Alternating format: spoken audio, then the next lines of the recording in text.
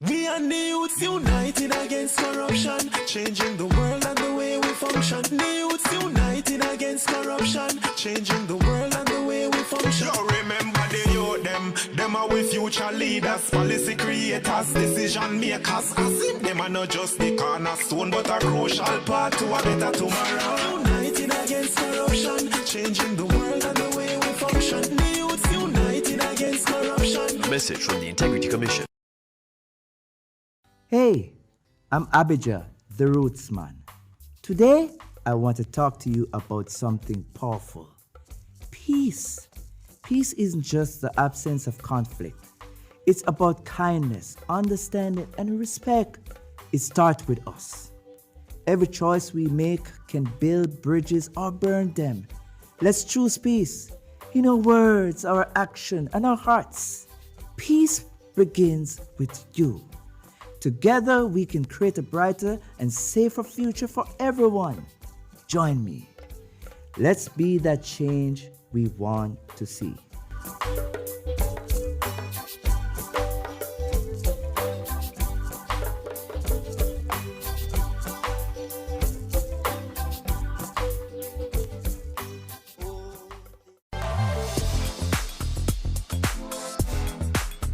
Jamaica is on the move with smarter and cleaner transportation. The government is enhancing the JUTC fleet with 100 new CNG buses with 10 specially outfitted for the disabled. Running on compressed natural gas, these buses reduce emissions while offering advanced safety features and Wi-Fi. Jamaica is driving in comfort towards a sustainable future.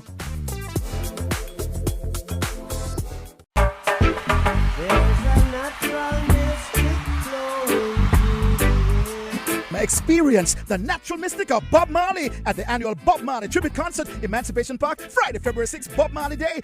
See musical tributes by Stephen Marley, Etana, Bushman, Warrior King, the NAJ Musical Trio, plus two reggae bands from Mexico.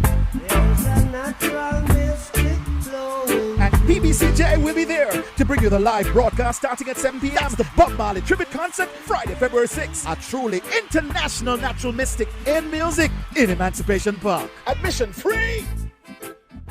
Send the something and come back. Back to sender. God, I thank you so much. Miracles await and miracles abound. Tune in every Sunday at 7 a.m. for your share of the Miracle Revival Hour with Reverend Dr. Blair.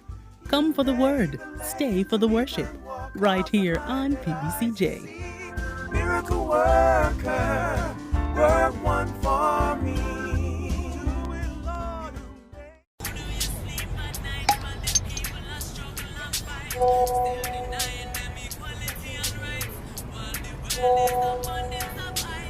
Show them the truth and that you not like. You not love me.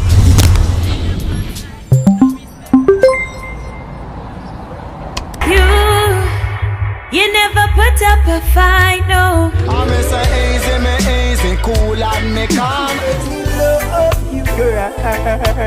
Let me give you all. When me look in your eyes, me see the possibilities. And me not gonna tell you lies and give you broken promises. You not love the youth, you shoot them pan side. No respect for the roots, you shoot them aside. Cause a long time we are Rocky Tina down. Means say a long time we are Skanky Tina down. Inna me blood, Marcus Garvey. Inna me blood, Bob Marley. Inna me blood. Struggle like a real soldier. Just like the peace of Ethiopia. Right there in Kingston, Jamaica. From King Street to Princess Street.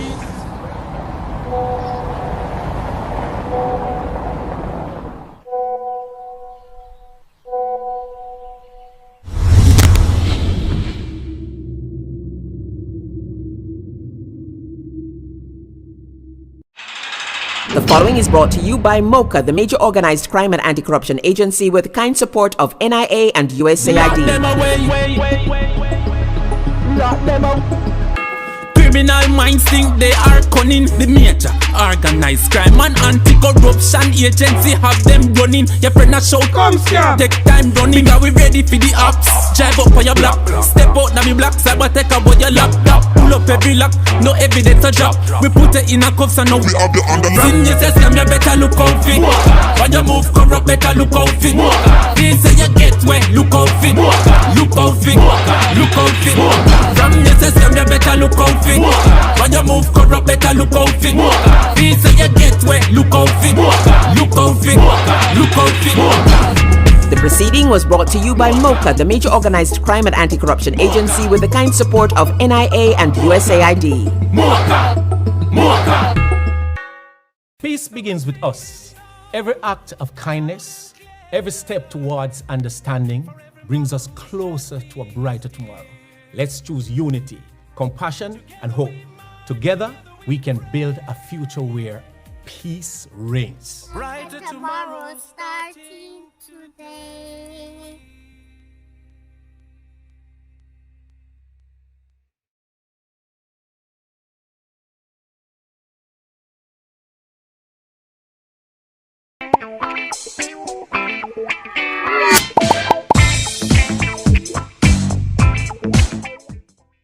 Welcome to PBCJ's coverage of the sitting of the Senate. I'm Simone Absalom Gale, and I'll provide a brief outline of what's expected to take place during the sitting. But before we begin, did you know that the budget is opened by the Minister of Finance, who outlines how the various programs and policies of the government will be financed and how the money will be raised? Other speakers by convention include the Prime Minister, the Leader of the Opposition, the Opposition Spokesman on Finance, and ministers selected by the government, as well as those in the opposition selected by the Leader of the Opposition. The budget debate is closed by the Minister of Finance after all presentations are made. Remember, the budget debate is usually followed by the sectoral debate. In this sitting's agenda, the Financial Administration and Audit Amendment Act 2026 is to be taken. The Financial Investigations Division Amendment Act 2026 is to be taken. For your information, the amendment makes provisions regarding the circumstances in which the Financial Investigations Division may give information or receive information. This information relates to other public bodies in Jamaica or a foreign financial intelligence department or association of such departments. The bill, Financial Investigations Division Amendment Act, was passed in the House of Representatives on January 20. And that's what's on the agenda. It should be noted that elements of the day's agenda can be changed or moved. But before we go, here are a few things you should bear in mind if you plan to attend a session at Gordon House. No visitor shall create any act of disorder within the precincts of the house. No visitor shall be admitted to the house without first obtaining an admission card. Visitors who remain within the precincts of the house during a suspension of the session are asked to keep silent. No photography, videography, or sketching of the proceedings is allowed unless so authorized by the presiding officer. And there should be no smoking inside the parliamentary building. Before we go, here are a few more interesting things about Jamaica's constitution.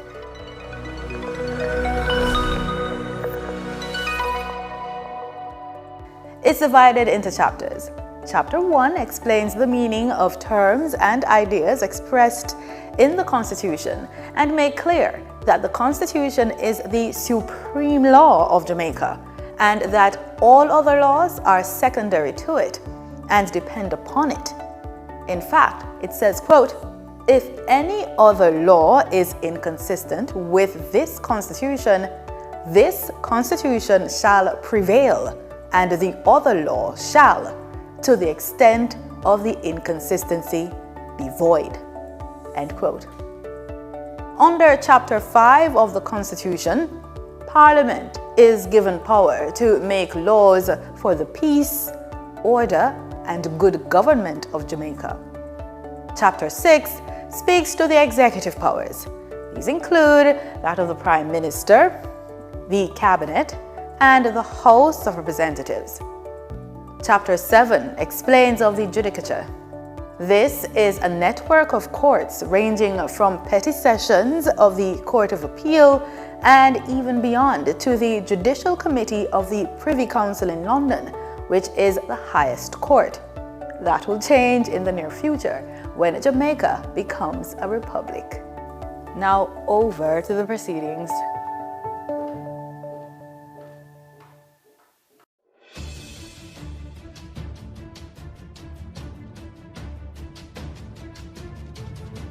Dengue is ordinarily a mild disease. Persons may get a fever, headache, joint and muscle pains. The illness is often resolved through rest and adequate hydration along with paracetamol to treat the accompanying fever.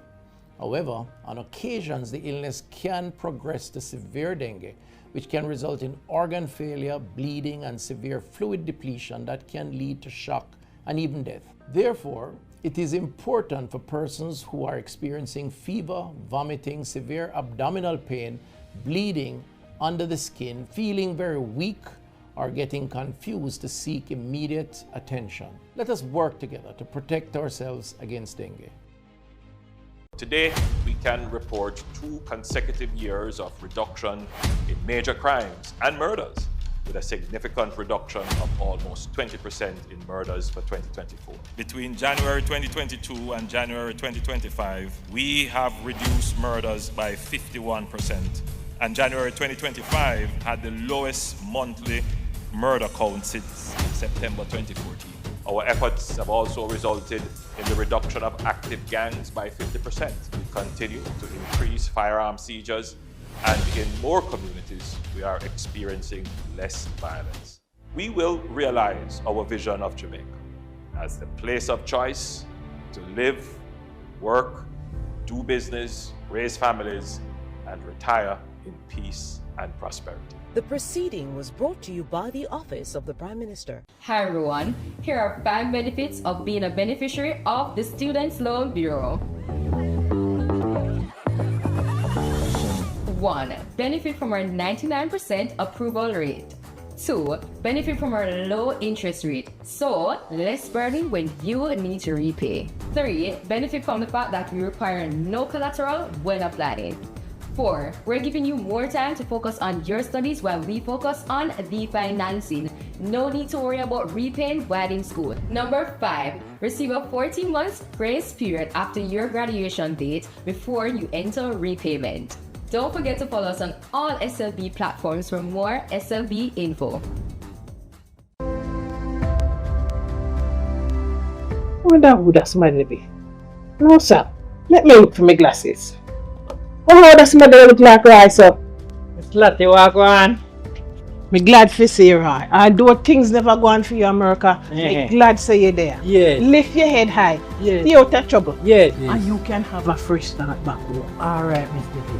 Thanks, you hear? Let's all work together for a fresh start back home. The following is brought to you by the Office of the Prime Minister. A new story is being written for all Jamaicans. The Ministry of Economic Growth and Job Creation is on a mission to transform lives. From increasing access to potable water, providing secure homes for the most vulnerable, and helping you own a piece of the rock. We're revitalizing communities and preserving our environment. We're making an impact. See the difference. Feel the difference. Building a better Jamaica for you and me. You can feel it. Make JC. Tell me something. How much time you ever hear the government announce a project and wonder why they must spend millions on this and not on that? Well, if you think there's nothing you can do about how your money is spent, think again. Jamaica's budget is more than just numbers. It reveals our biggest problems and goals, our plans to fix them, and what to prioritize. We can even call it a promise book of what will be done to improve our lives. Now, let's talk about the 4 stages of the budget cycle so we can understand how it works and get involved. Stage 1, planning and review. The Ministry of Finance sends out a budget call to every ministry, which outlines the priorities and constraints to guide how those ministries prepare their budget. After ministries submit their drafts, the Finance Ministry reviews, compiles, and sends them to Cabinet for review and approval. Stage 2, parliamentary debate and approval. The Finance Minister tables all budget documents in the House of Representatives. The Standing Finance Committee, which is all 63 MPs, sits to examine the budget documents, and each minister presents their budget and answers concerns the committee has. The committee's report is then tabled in the House, followed by the estimated expenditure, which is tabled as legislation called the Appropriations Bill. That's right, the budget of Jamaica is law. The budget debate formally opens. We have presentations from the Minister of Finance, the Prime Minister, Opposition Leader, and the Shadow Finance Minister. After their presentations, our MPs vote for or against approval. Like all legislation, it goes to the Senate for their approval and then to the Governor General for his royal assent. No later than March 31st, end of the financial year. Stage 3, implementation. The new financial year begins and approved budgets are sent to ministries. Collecting taxes, borrowing loans, and receiving grants begin. And so does the spending. Stage 4, budget oversight. Now, this is where citizens don't need permission to get involved. Throughout the year, operations and spending are assessed by internal auditors and the Auditor General's department that makes sure public entities are compliant with laws and that their financial reports are accurate. All Auditor General reports are submitted to our Parliament's Public Accounts Committee for review and cross-examination of public officials. The Ministry of Finance, Integrity Commission, and MOCA also monitor government spending to guard against poor financial management and corruption. It is our job to review these reports, check the findings in the newspaper, and look up if breaches are fixed at jampja.org. If not, ask your MP what he or she has done to ensure public officials are held to account. No more 9-day wonders. So, did the government follow through on their spending and investment promises last year? What promises will next year's budget have?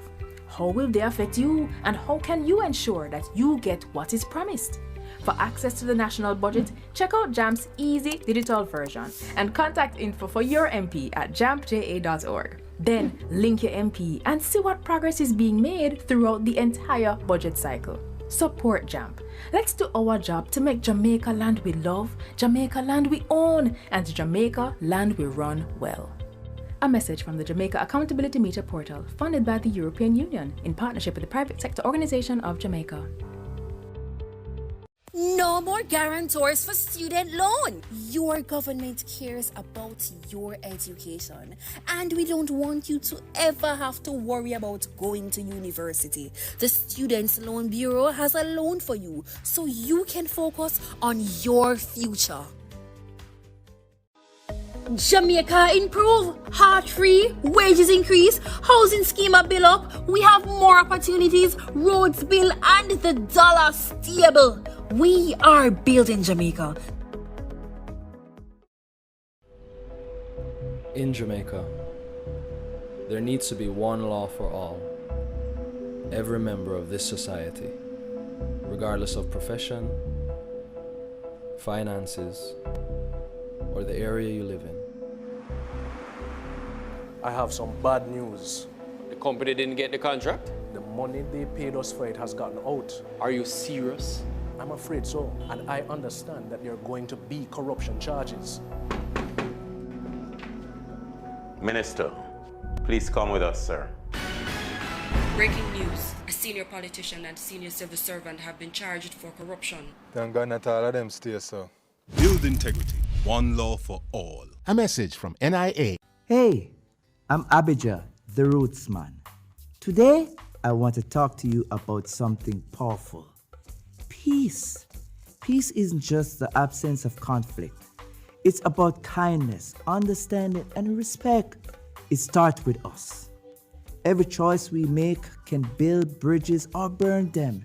Let's choose peace in our words, our action, and our hearts.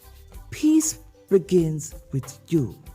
Together, we can create a brighter and safer future for everyone. Join me. Let's be that change we want to see.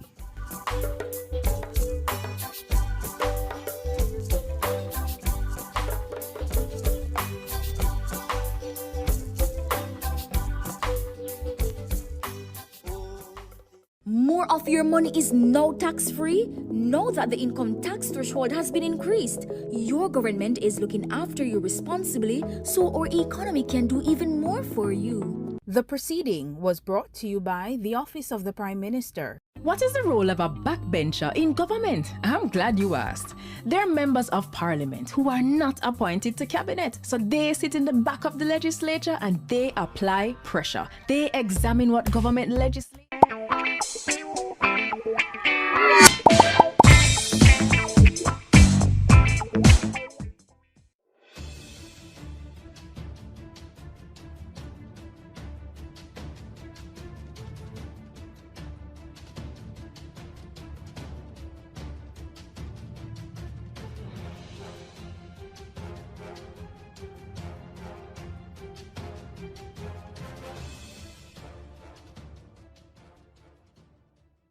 Jesus, O Lord. Amen.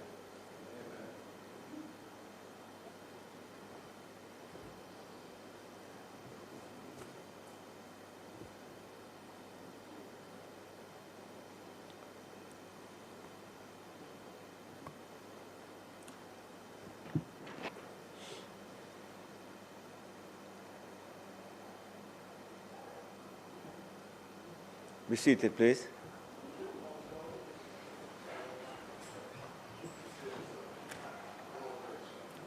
This Honorable Senate, for Friday, the 6th day of February, 2026, is called to order. Before we begin the business of the day, some housekeeping matters. Senator Lambert Brown is seeking permission to join us online. Senator Brown, are those in favor? Thank you. Welcome, Senator Brown.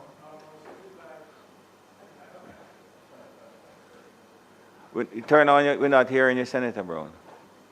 Anyway, so Senator Brown is joining us online. We have it's my pleasure this morning to welcome 20 kids from the Tomlinson Christian Academy and Children's Center in Ocherius.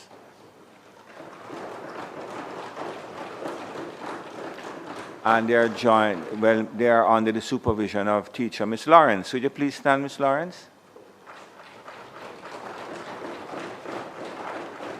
So I had the pleasure of interacting with them, and I can report to you that a brighter set of kids I haven't seen. So welcome. You're always welcome to the Senate. And anytime you want to buzz a day off of school, you encourage Miss Lawrence to bring you back down here. So welcome. I had the pleasure of meeting the head girl. Head girl, stand, and head boy. Yeah, welcome. Really lovely meeting you, and the only thing I would ask Miss Lawrence is just to ensure that when you're going over there, you keep the driver under close supervision to ensure that the kids get home safely. So thank you very much for coming. And we have two other members of the public from the Body of Christ Deliverance Center who are paying a visit with us today. So welcome to you as well.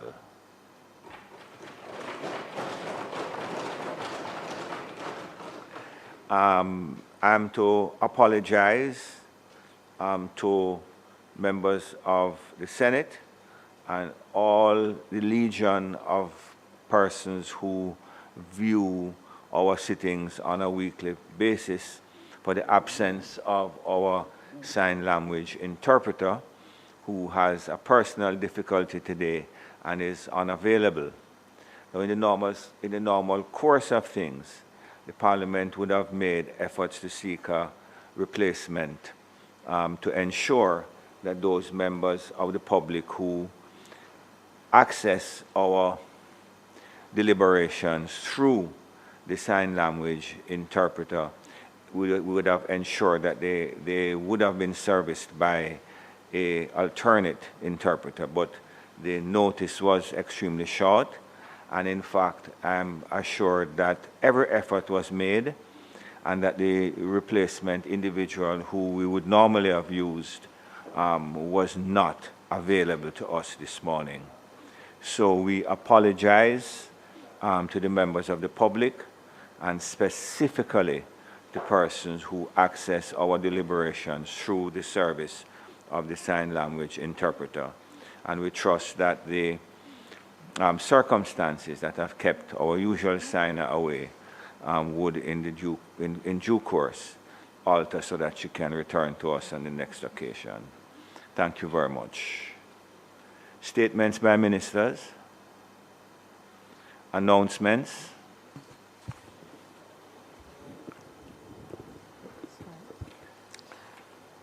Laid on the table of the Senate are the following: Annual report and audited financial statements of the Financial Institution Services Limited for the year 2023 and its related ministry paper numbered 05 of 2026 titled Annual Report and Audited Financial Statements of Financial Institution Services Limited for the year ended March 31, 2023.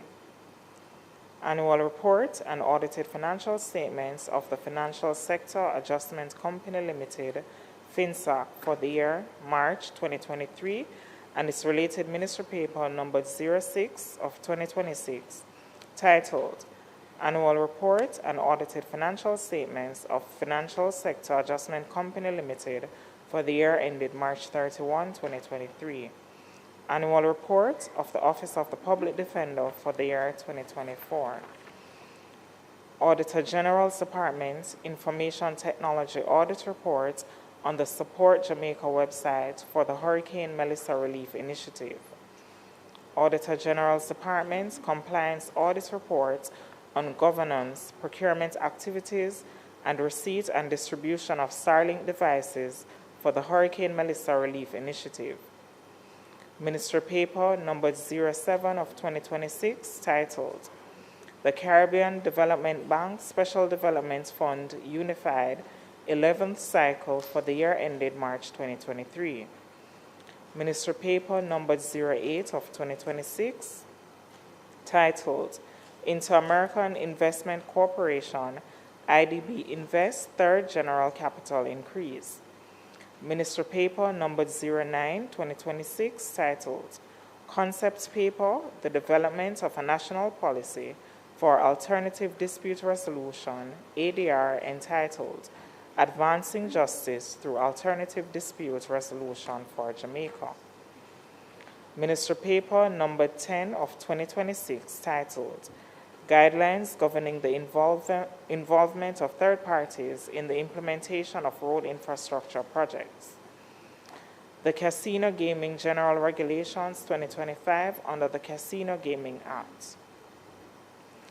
Integrity Commission's reports of investigation into allegations that the following officers of the Post and Telecommunications Department failed to submit their statutory declarations for the period ending December 31, 2023. Ms. Marvette McPherson, an inspector, Mr. Balford Bryan, also an inspector, Ms. Victoria Stewart, and Ms. Valerie Mullings, both branch managers, Ms. Cavell Miller, another branch manager, and Mrs. Hazel McClymont Donaldson, an inspector, and their indicative ruling. Integrity Commission's reports of investigation into allegations that the following officers of the Betting, Gaming and Lotteries Commission failed to submit their statutory declarations for the period ending December 31, 2023. Mr. Philip Anderson and Ms. Nikisha Scott, investigators, and Mr. Daniel Jump, an accounting clerk or cashier, and their indicative ruling. Jamaica Public Bodies Third Supplementary Estimates of Revenue and Expenditure for the year ending March 2026. Fourth Supplementary Estimates 2025-2026. The Auditor General's Department Certified Appropriation Accounts Under Head 26,000 Recurrent, Ministry of National Security for the year 2019-2020. Head 26,000C Capital, Ministry of National Security, 2019-2020. Head 26,000C Capital, again for the Ministry of National Security for the year 2020-2021. Head 26,000 Recurrent for the Ministry of National Security for the year 2020-2021. Head 06,000 Office of the Services Commissions for the year 2021-2022. Head 17,000 Ministry of Tourism for the year 2022-2023. Head 28,000 Recurrent Ministry of Justice for the year 2022-2023. Head 28,000 Capital for the Ministry of Justice for the year 2022-2023. Head 42035 Department of Government Chemists for the year 2023-2024. Head 28,000C Capital Minister of Justice for the year 2023-2024. Head 28,000 Recurrent Minister of Justice for the year 2023-2024. And finally, by way of information, report of the Public Administration and Appropriations Committee on its deliberations on the 4th Supplementary Estimates 2025-2026 and the Jamaica Public Body's 3rd Supplementary Estimates of Revenue and Expenditure, and the report of the Standing Finance Committee of the House of Representatives, consisting of all members of the House, on the 4th Supplementary Estimates for the financial year 2025-2026 and the Jamaica Public Body's 3rd Supplementary Estimates of Revenue and Expenditure for the year ending March 2026. Thank you, Mr. President. Thank you very much, Madam Clerk. Bills brought from the Honorable House of Representatives. The following is a message from the Speaker of the House of Representatives.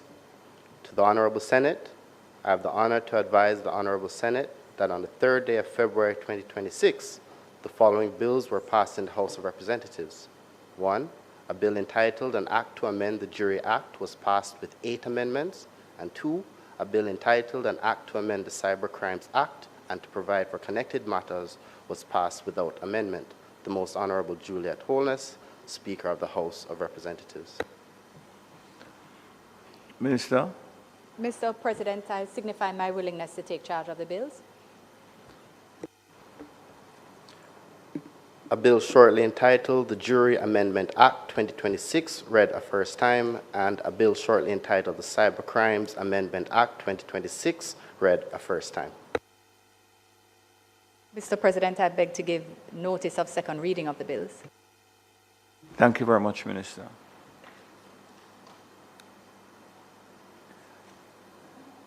Petitions, papers, reports from committees, notices of motions given orally.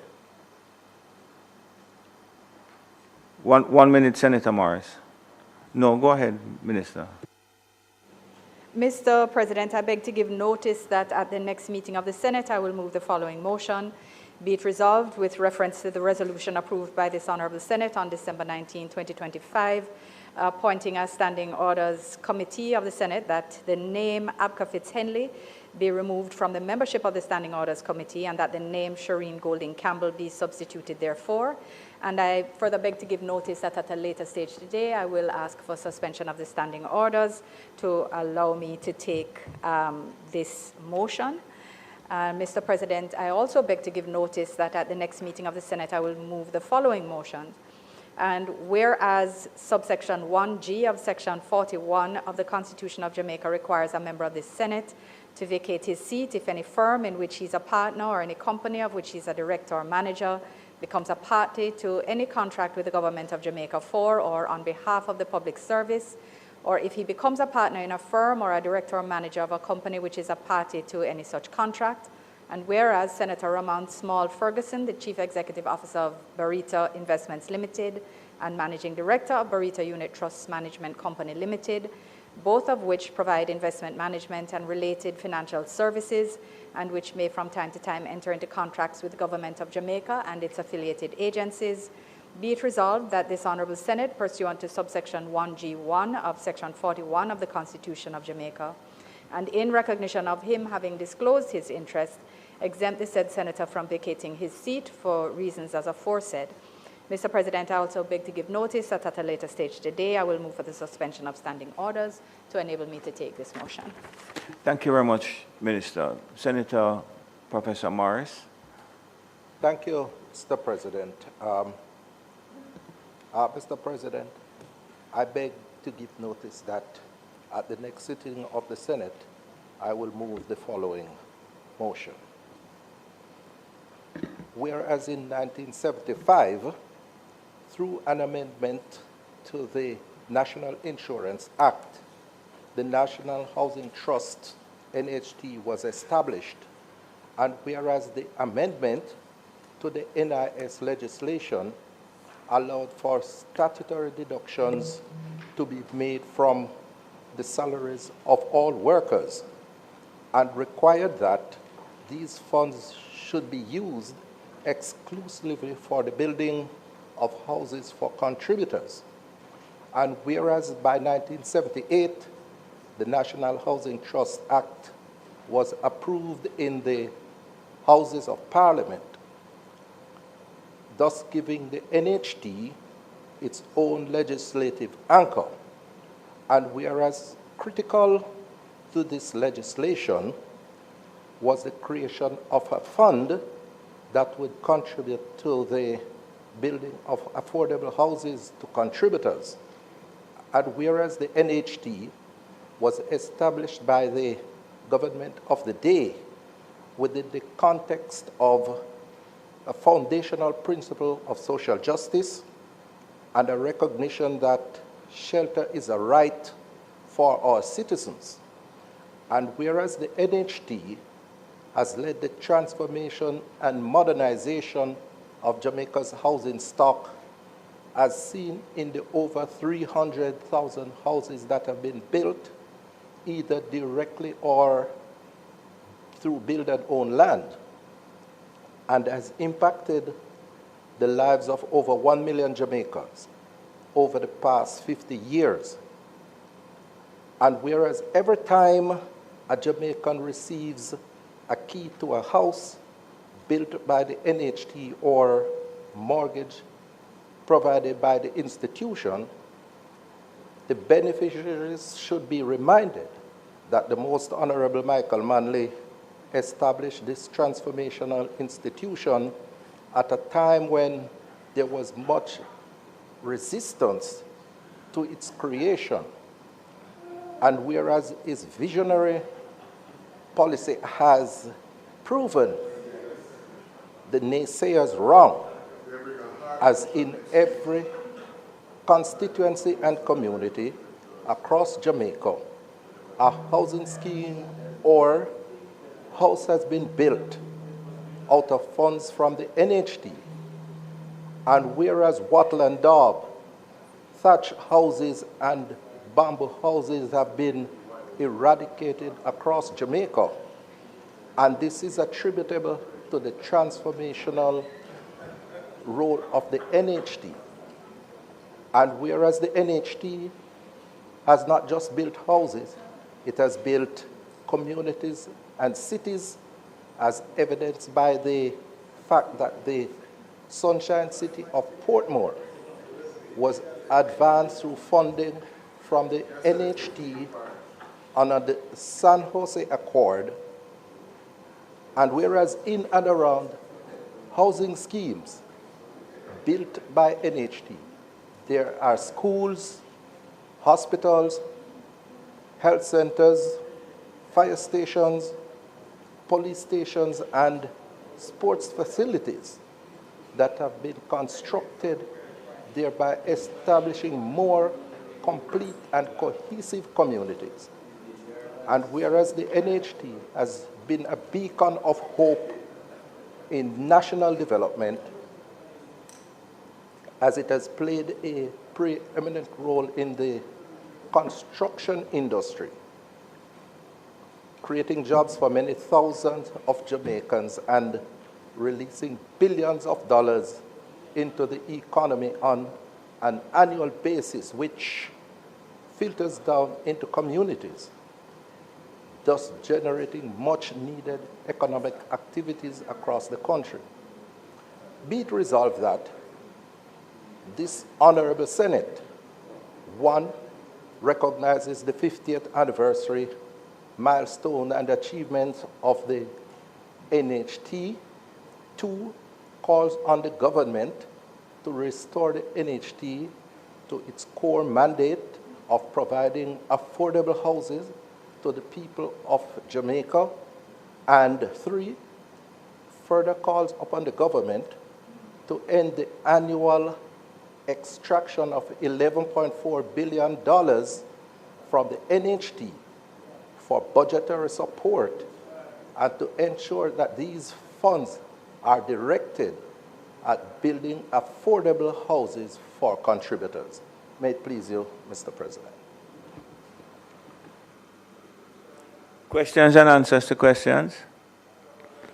Motions that may be made at the commencement of public business requiring notice. Motions relating to the sitting of the Senate. Motions for leave to introduce bills. The presentation of bills without the leave of the Senate first obtained. Public Business Minister. Thank you, Mr. President. Mr. President, I wish to move for the suspension of standing orders to allow me to take the 2 motions, notice of which I gave earlier. Members would have heard the question. In favor? Mr. President, I now move for the approval of the motions, notice of which I gave earlier. Minister is referring to the motion in relation to Senator Ramon Small Ferguson and Senator Shireen Golden Campbell. Those in favor? Aye. Against? Thank you, Mr. President. Mr. President, it is intended today to take through their concluding stages the bills known as the FID Amendment Act and the Financial Administration and Audit Act, Amendment Act, and we will take them in that order. Mr. President. Thank you. Oh. Okay.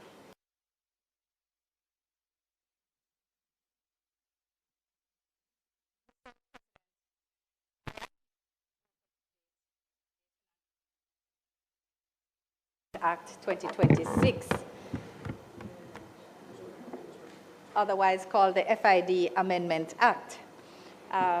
Thank you. This bill is intended to enable the FID to more effectively engage in intelligence sharing with public bodies in Jamaica, as well as international financial intelligence departments or associations of such departments. Mr. President, it's important to place this bill in the context of the government's significant progress in strengthening Jamaica's anti-money laundering and counter-financing of terrorism regime framework. And I'll generally refer to these as the AML-CFT framework. The government is committed and has demonstrated its commitment to the continuous work of strengthening our financial systems against illicit activity. And this is important for the security and ease of business transactions for our people at every level, from the smallest saver at a financial institution to the largest investor. And our efforts in this regard are largely guided by the benchmarks and parameters established through the AML-CFT regime evaluations that are undertaken by the Financial Action Task Force, which I'll refer to as the FATF, and its Caribbean subgrouping called the CFATF, the Caribbean FATF, which makes recommendations for any further actions and determines the level of risk vis-a-vis Jamaica systems and international partners as well. Members will recall that subsequent to Jamaica's FATF assessment in 2015, the mutual evaluation report that was issued in 2017 described a system that was worryingly deficient. Given the grave financial consequences for businesses and for individuals, and given our steadfast commitment as reference to achieving economic stability, the government worked assiduously across MDAs to strengthen the framework. And given the extent of the frameworks of the reforms that were needed, you'll recall, including legal and regulatory changes and even a constitutional challenge which had to be resolved, Jamaica was actually placed on the FATF grey list in February 2020. And while this wasn't the worst case scenario, we could have been blacklisted had we not made some progress, it did signal to international financial and other institutions that special care should be taken when engaging or transacting with Jamaican entities and individuals.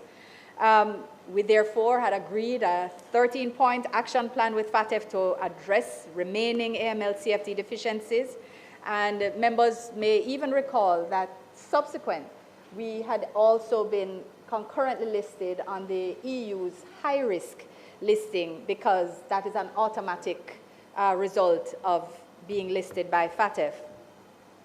It took us till June 2024 to complete the work on that 13-point plan, and it was then that FATF congratulated Jamaica and stated that we were no longer subject to their increased monitoring process.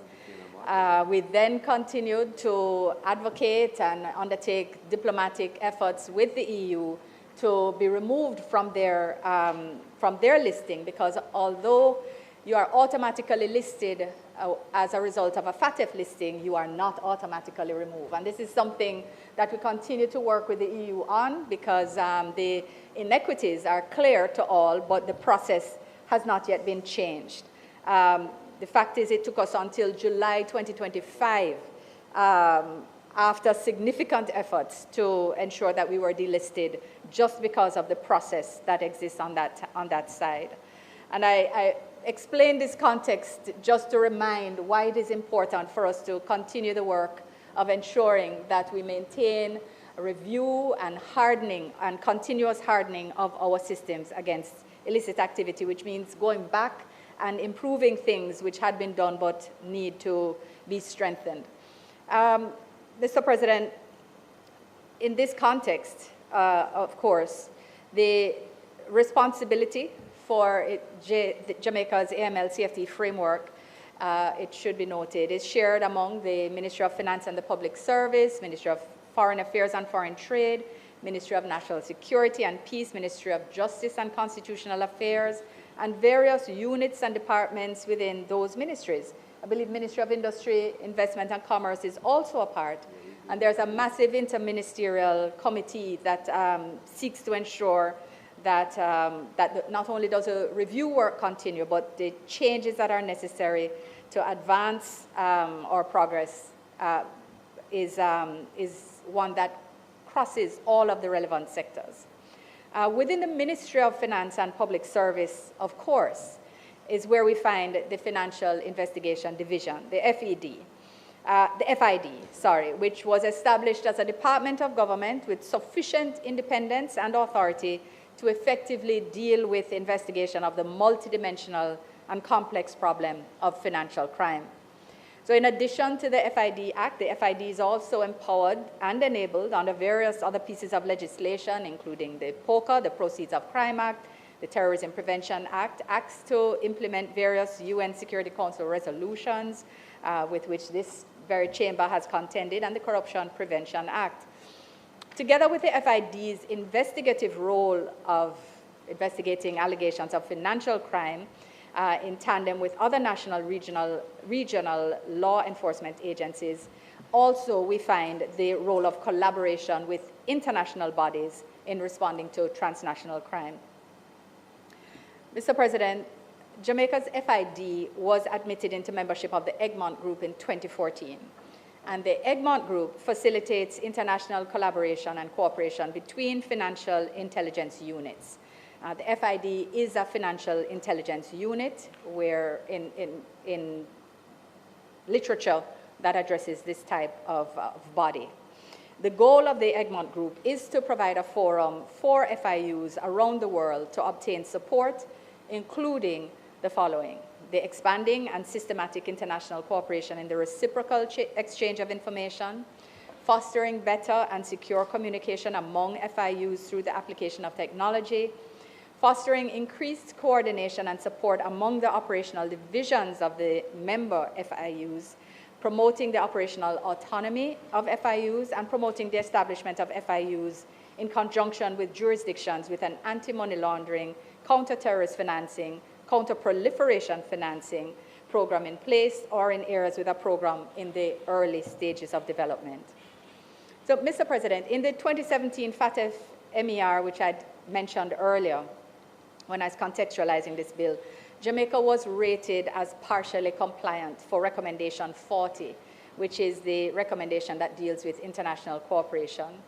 And this bill, containing the proposal to amend the FID Act, actually seeks to address the issues relating to independence and the effectiveness of that cooperation, that is the cooperation it undertakes in investigations.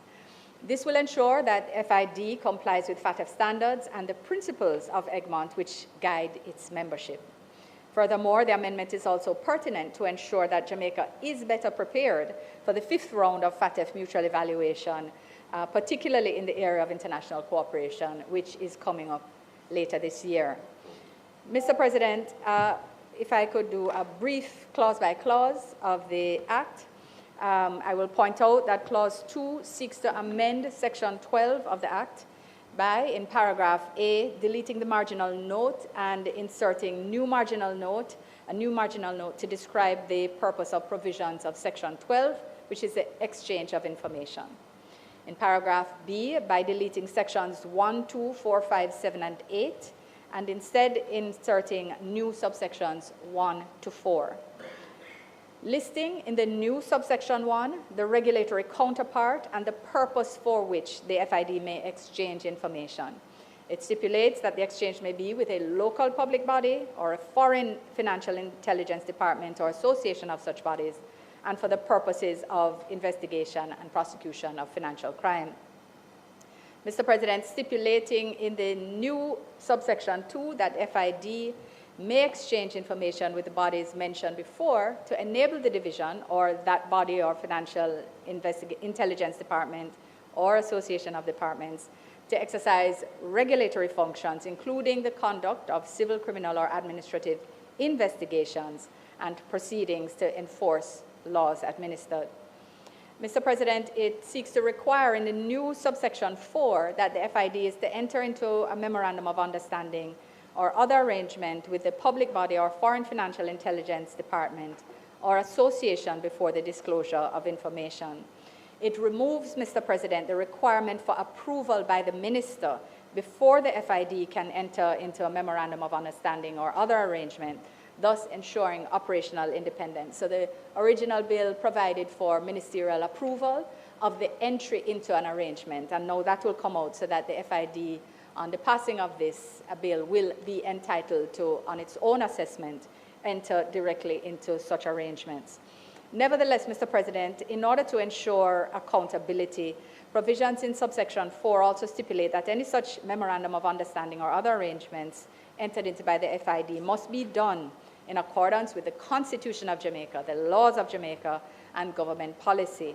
And policy, of course, will include anti-money laundering, counter-terrorist financing, counter-proliferation financing, secrecy, cybersecurity, data protection, even those referencing mutual assistance on criminal matters, sharing of forfeited property, and time frame for retention of information. So the policies that are broadly relevant, that provide the general policy guidelines within which arrangements can be made.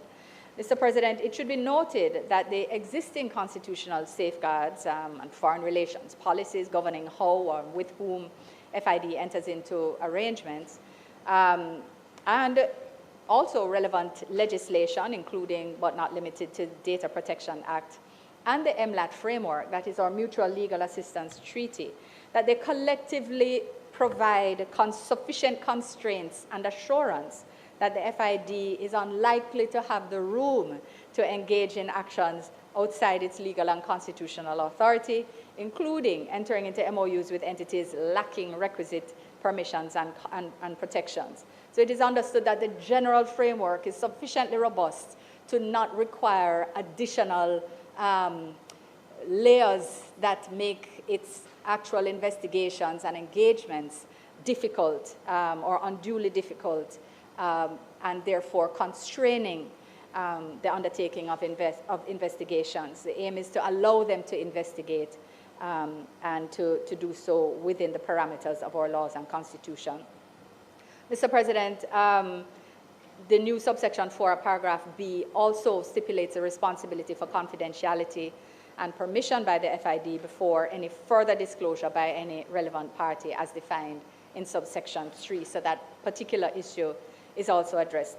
Mr. President, in paragraph C, it seeks to amend subsection 9 to ensure that regulations relating to the exchange of information for the purposes of investigation, the exchange of information for the purposes of investigation and prosecution of financial crimes, that they have parliamentary oversight by including the requirement for them to be subject to affirmative resolution so that they will come back here.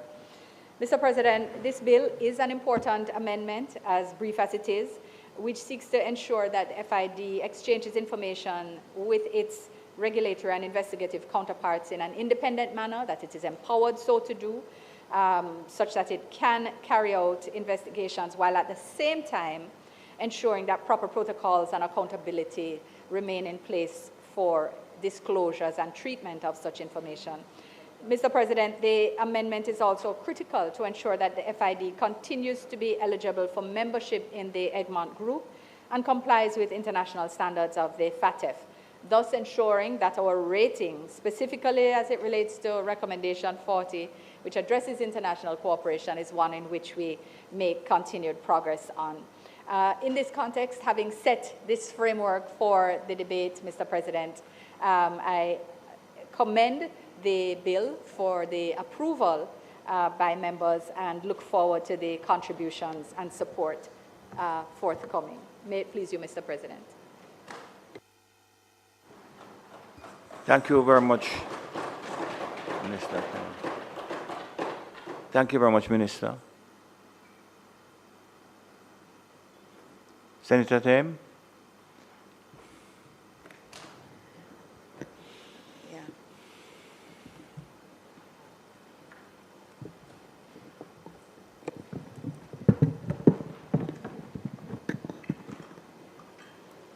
Mr. President,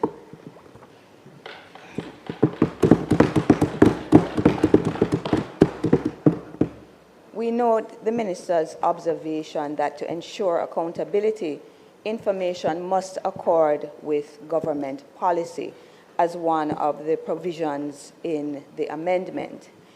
This is a provision which gives us cause for concern. Accountability, Mr. President, is not to the government or party in power, but rather to the people of Jamaica.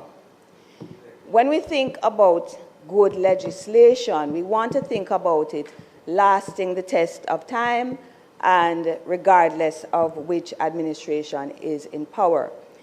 In that vein, we are concerned that this emphasis on government policy is not in accord with our democratic concerns for separation of power, concerns about executive overreach, which have been raised with this administration in the past, for instance, with the extension of SOEs, for instance, with the provision allowing for an acting Chief Justice, and also in provisions in the constitutional reform process that would effectively give the Prime Minister authority to decide on an executive president. We are concerned about oversight, and when thinking about law enforcement, we should be thinking with regard to the people's oversight and not oversight that relies on government policy as distinct, or should be thought about rather in terms of partisan politics.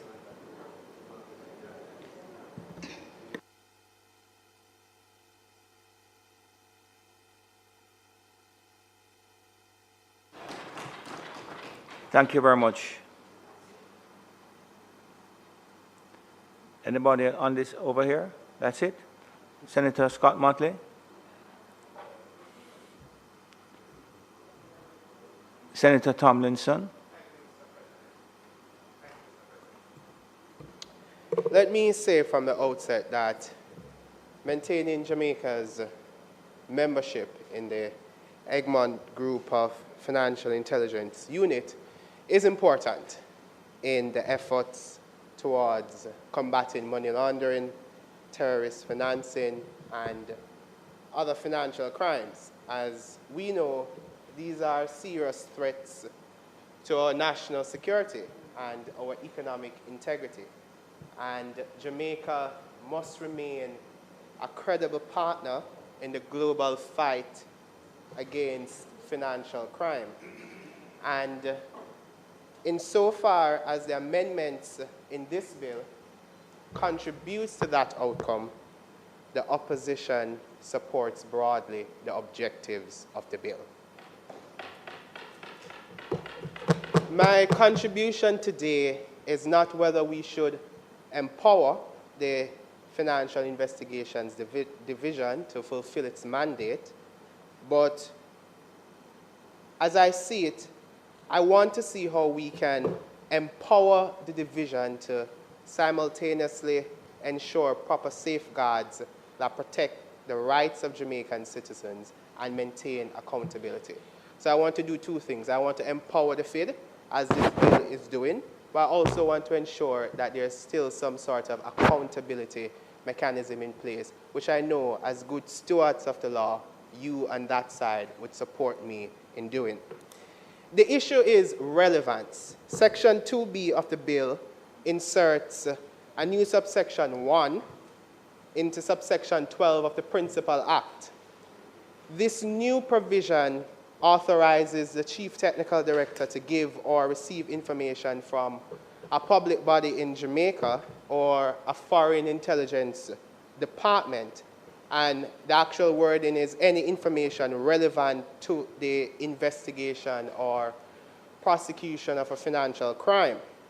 Now, Mr. President, I acknowledge that the amendment does require a memorandum of understanding to be in place before information can be shared. And this is found in the new subsection 4A, and it's an important safeguard, and we appreciate why it is in the bill. The MOU must be consistent with the Constitution and with the laws of Jamaica, as is clearly expressed in the bill. And it must include confidentiality undertakings, and these are proper requirements. The challenge I have with the drafting, though, is that there is no objective criteria for making what the determination of relevance is. So the MOU is like, a set of rules of engagement between the parties, and it says that we have a relationship and we trust each other and we'll keep the information confidential. And that's the framework that is guided by the MOU.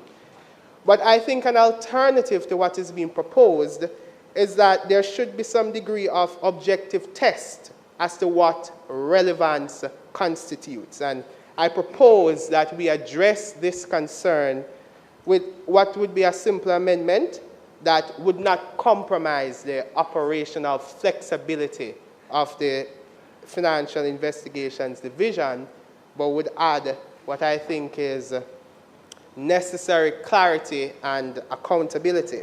And Minister who's piloting the bill, I propose that we insert a subsection here where it says, for the purposes of subsection 1, information shall be considered relevant to the investigation or prosecution of a financial crime only where there exists a reasonable suspicion that a financial crime has been, is being, or is about to be committed, and the information relates directly to that suspected crime. So the point is, I think that the classification of what relevance is too broad in its current drafting in the bill, and that there should be some degree of objective criteria that limits how variable the interpretation to relevance can be. And I think that that is an important part of protecting the accountability mechanism that we want in this sort of legislation. Thank you, Mr. President.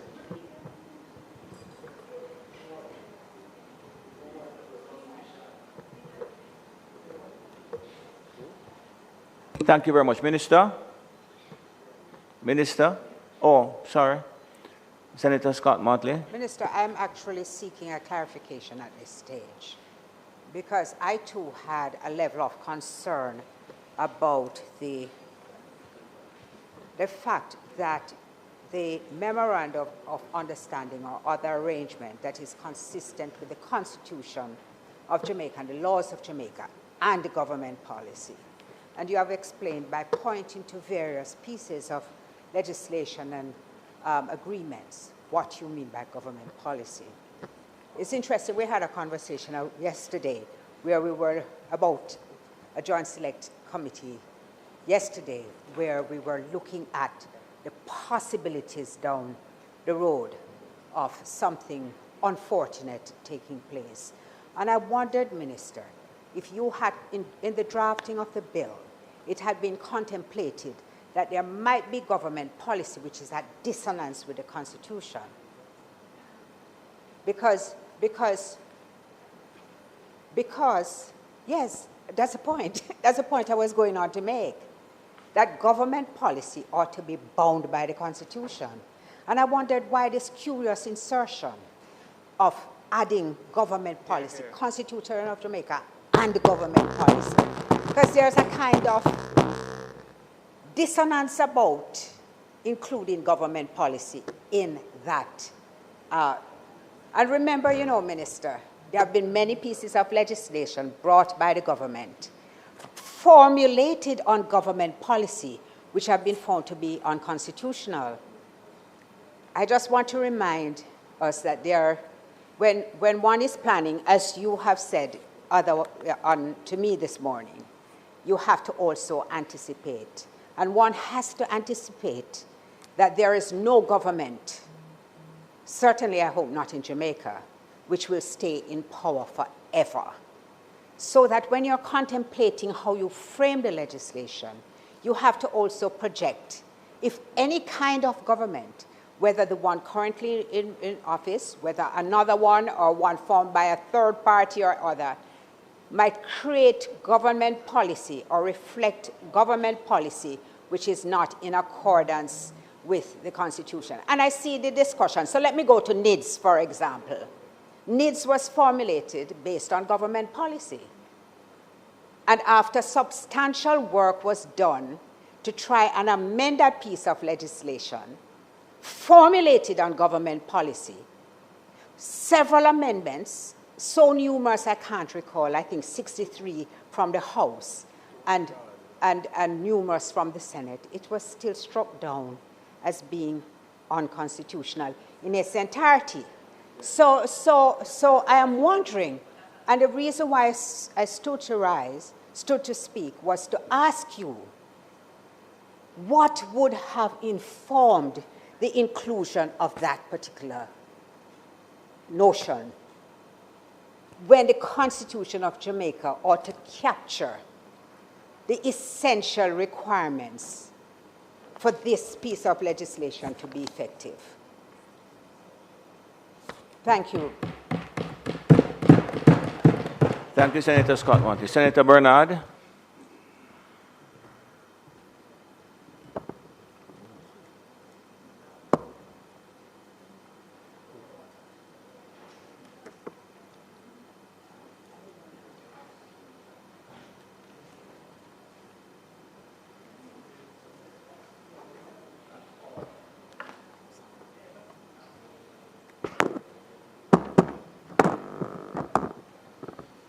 Thank you very much, Mr. President. The opposition, in broad terms, supports the amendment that is before the Honorable Senate this morning. But support for this amendment cannot be divorced from the high integrity of Jamaica's anti-money laundering architecture. And it is precisely here that the government's position becomes incoherent, if not incomplete. Mr. President, the government asks this Parliament to empower the FID to share intelligence more freely, locally and internationally, yet at the same time has abandoned its commitment to introduce unexplained wealth orders under the Proceed of Crimes Act. This contradiction should not stand. What value is improved intelligence gathering if the state lacks the legal tool to act decisively on that intelligence? What credibility does Jamaica project internationally when we strengthen cooperation mechanisms but retreat from one of the most direct instruments for addressing illicit enrichment? An unexplained wealth order does not replace investigation, it does not criminalize wealth, and it does not bypass due process. Rather, it is a tool that requires individuals in possession of assets grossly disproportionate to their known lawful income to account for the source of that wealth before a court. The irony, Mr. President, is striking. The government repeatedly pledged since 2020 to legislate unexplained wealth orders. The Prime Minister himself signed a national memorandum committing to their introduction. The Minister of National Security previously described the amendments to POCA to include unexplained wealth orders as on the road. Senior investigators within the FID have publicly stated that the existing POCA tools are no longer sufficient to give sophistication, given the sophistication of the modern money laundering architecture. Yet the government returned to tell us that unexplained wealth orders are no longer a priority, and the law is strong enough, and that constitutional concerns make reform inconvenient. Mr. President, constitutional complexity is not unique to Jamaica, nor is it a justification for legislative paralysis. Our jurisdictions, Commonwealth jurisdictions included, and other jurisdictions, have confronted similar charter-based concerns and designed carefully calibrated, judicially supervised, unexplained wealth order regimes that respect due process and will close glaring enforcement gaps. What is unacceptable is legislative abandonment disguised as prudence. This debate, Mr. President, does not occur in a vacuum. Public confidence in Jamaica's anti-corruption framework has been shaken, particularly in circumstances where investigative bodies have been unable to reach conclusions due to inadequate access to financial and lifestyle data. Unexplained wealth regimes exist precisely to address this gap. They shift from suspicion to explanation, they shift from allegation to accountability, they shift from secrecy to transparency. Mr. President, strengthening the FID without introducing unexplained wealth order creates the appearance of reform, but not in its substance. The opposition support effective, constitutional, and balanced anti-money laundering reform. But we are deeply concerned about the efficacy of a framework that collects more intelligence while tolerating unexplained wealth. It is on this basis that we seek responses for the following questions. What is the practical endpoint of this expanded intelligence if unexplained wealth remains legally untouchable? Can the Minister explain how criminals are expected to account for unexplained assets under the current Proceeds of Crime Act? Has the Cabinet commissioned a formal constitutional opinion on unexplained wealth order, or are these subjective speculations? Senior investigators at the Financial Investigation Division have said POCA tools are no longer sufficient. Does the government disagree with its own enforcement professionals, or can the Minister say how many active money laundering cases involve assets that cannot be effectively addressed under the POCA provision? How does the government respond to cases where investigations stall due to the lack of lifestyle and expenditure data? And does this not deepen the perception that powerful individuals remain structurally insulated? And finally, Mr. President, will the government commit, yes or no, to tabling poker amendments on unexplained wealth order in this parliamentary year? And if not now, when? Mr. President, Jamaica deserves better, this parliament can do better, and the Senate must insist on it. If it please you, Mr. President.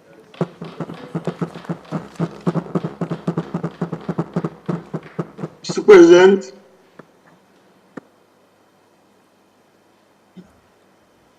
Senator Brown. thank you, President.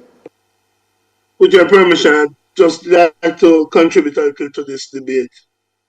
I hope my voice will hold. Firstly, President, the bill allow for the sharing as they exist in law with public bodies. But we need to identify what a public body is. The Integrity Commission, for example, is a public body. And there is a memorandum which allows for the sharing of information between the Integrity Commission or any other public body, but the Integrity Commission and the FID. We've seen in recent time members of the cabinet challenging submissions and reports from the Integrity Commission. And now I'm seeing this bill something about government policies. Now, who is responsible for formulating policy? The chief policy under the policy formulators under the Constitution is the cabinet. Now, members of the cabinet are challenging the Integrity Commission. Is it not conceivable that the cabinet could develop policy about how it treats reports to our relationship with the Integrity Commission? I believe that, as Senator Scott Martley said, that whilst we have the Constitution, which is the supreme law of the country, and its clause says laws of Jamaica, those are passed by the Parliament. Policies developed not in the Parliament, but through the cabinet.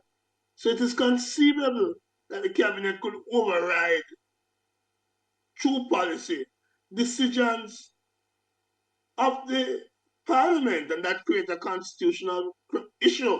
But it can and does and could happen. And so one would expect that what the minister said, data processing policy, there's a law governing data processing, and all the other policies that she outlined are covered by specific laws passed by the Parliament. And therefore, this clause, which allows for government policy, is an override of the constitutional duty of the Parliament to set laws. And I personally is opposed to that clause. Think, Senator Gill, if that clause was in a bill like the Labor Relations and Industrial Dispute Act, which says, in accordance with government policy, then you couldn't challenge anything because government policy declares. In the LRIDA, there's a clause called the national interest. That's not put in this bill about national interest. What we're seeing is government policy. Government policy is a tenuous thing. Here today, change tomorrow, change next week. We don't have to wait for a change of government to have changes in government policy. What if an intelligence agency abroad wishes to know about the Kroll report, which they are entitled to under the MOU? But some government policies decide, you know what? We don't want to this information to be shared, even though it's contrary to the laws of the country. Government policy then becomes something that overrides the laws of Jamaica, override the Constitution of Jamaica. And Senator Scott Martley so aptly put it. There have been even laws arising from government policy, but passed by the parliament, that have been struck down as unconstitutional. So to elevate a policy now to something that governs the FID, when the Constitution allows it, the laws of Jamaica passed by the Parliament, Houses of Parliament, assented to by the Governor General. With those in place, how then do we insert in this bill this clause about policies of government, policies on which there may be major national disagreements, policy which not even the government side in the parliament may support. And so the independence of parliament is at stake. The independence of the parliament is at stake with something being put in the legislation about in accordance with government policy. And I say this against a background that is clear to me that the removal of the minister's approval is not something that is unique to us. It seems to be part of the international relationship to take the politics out of law enforcement. And so the minister is removed. But somehow we're replacing the minister, who is a major main proponent of policies in that ministry. We now remove the minister's approval, but we're now inserting something through the back door called government policies. What's the difference between that and the minister's approval? So we're just changing it around to insert in law enforcement political interference. And I am opposed to that clause. I urge the minister and her team to delete that clause, and the laws of Jamaica, the Constitution, are sufficient guardrails. When we add another branch that is tenuous, and there's no certainty to what policy may be today as against tomorrow or yesterday, when we insert that into the legislation, we are allowing for the potential of abuse. We are allowing for bad governance. And I urge, in the spirit of cooperation, I too, like my colleagues, support the intent of the bill in general, but I disagree, vehemently disagree, with a clause which says government policy. Government policy, if you have confidence in those policies, bring them to the parliament. Have them approved. Have them approved by way of legislation. So they form part of the laws of Jamaica. And it is against that position that I signal my support for the rest of the bill, but I am opposed to that clause which speaks to government policy, and I urge the minister to consider it. I make this point because I remember, President, when we debated the NIDS bill, there was a clause in the NIDS bill which said, you know what? We can change any law by order. That was a clause in NIDS bill, you know. I pointed it out, I opposed it, and thankfully the government deleted it, said it was no longer necessary in the NIDS law. And even with that deletion, the NIDS law was struck down by the court in its entirety, as Senator Scott Martley pointed out. Another issue why this is potentially abusive, this clause about government policy. I remember a matter, and in this law, you needed to have gone to the Attorney General to report things to the Attorney General. In a non-financial situation, criminal case, allegation of gun running, of drug dealing, gun running, the Constitution and the laws of Jamaica allow for the cooperation. You might remember former Commissioner of Police Audit Lewin speaking about Corporal, or was it Constable Red Herring? And there was a big dispute over whether or not intercept of communication could be shared. Interestingly, the government has since brought such legislation to Parliament, supportive of what the NICE was about in the past. But I come back to the gun running and drug trafficking matter. The Constitution and the law of Jamaica allowed for extradition proceedings to go.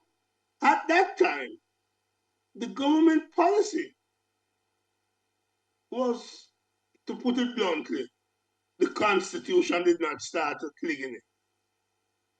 In other words, the government was in conflict with the Constitution and the laws of Jamaica. The policy. They relented. They relented eventually.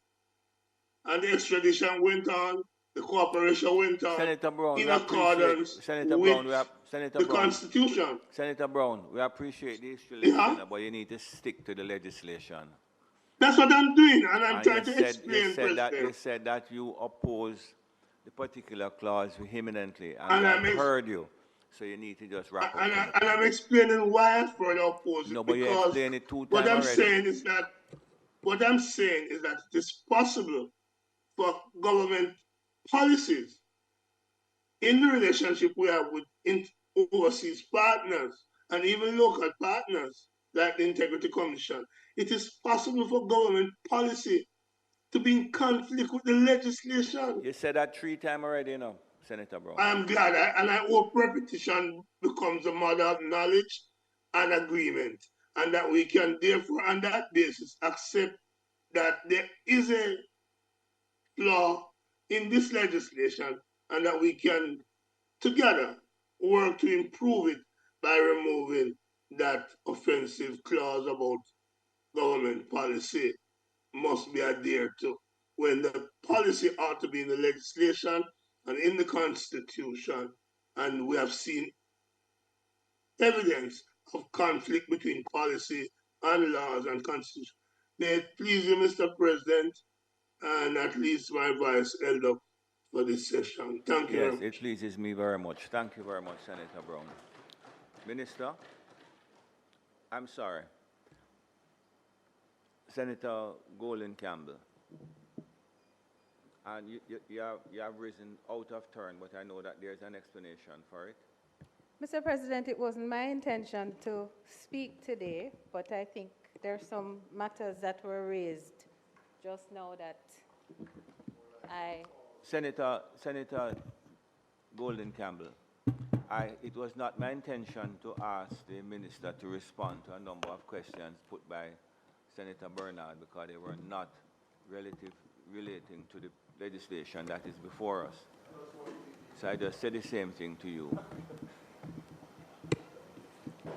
Mr. President, in my very first remark, I want to commend the Finance Ministry, the Minister, and the government for the amendments to this FID Act. I noted, Mr. President, the debate that ensued in the lower house and some of the questions raised there. And so I took a fairly rigorous look at the bill and sought to respond to those questions that I, at the time, thought had merit. And I no longer think so, Mr. President. Let me address, however, before I make those remarks, let me address some comments that I have heard in the Senate today.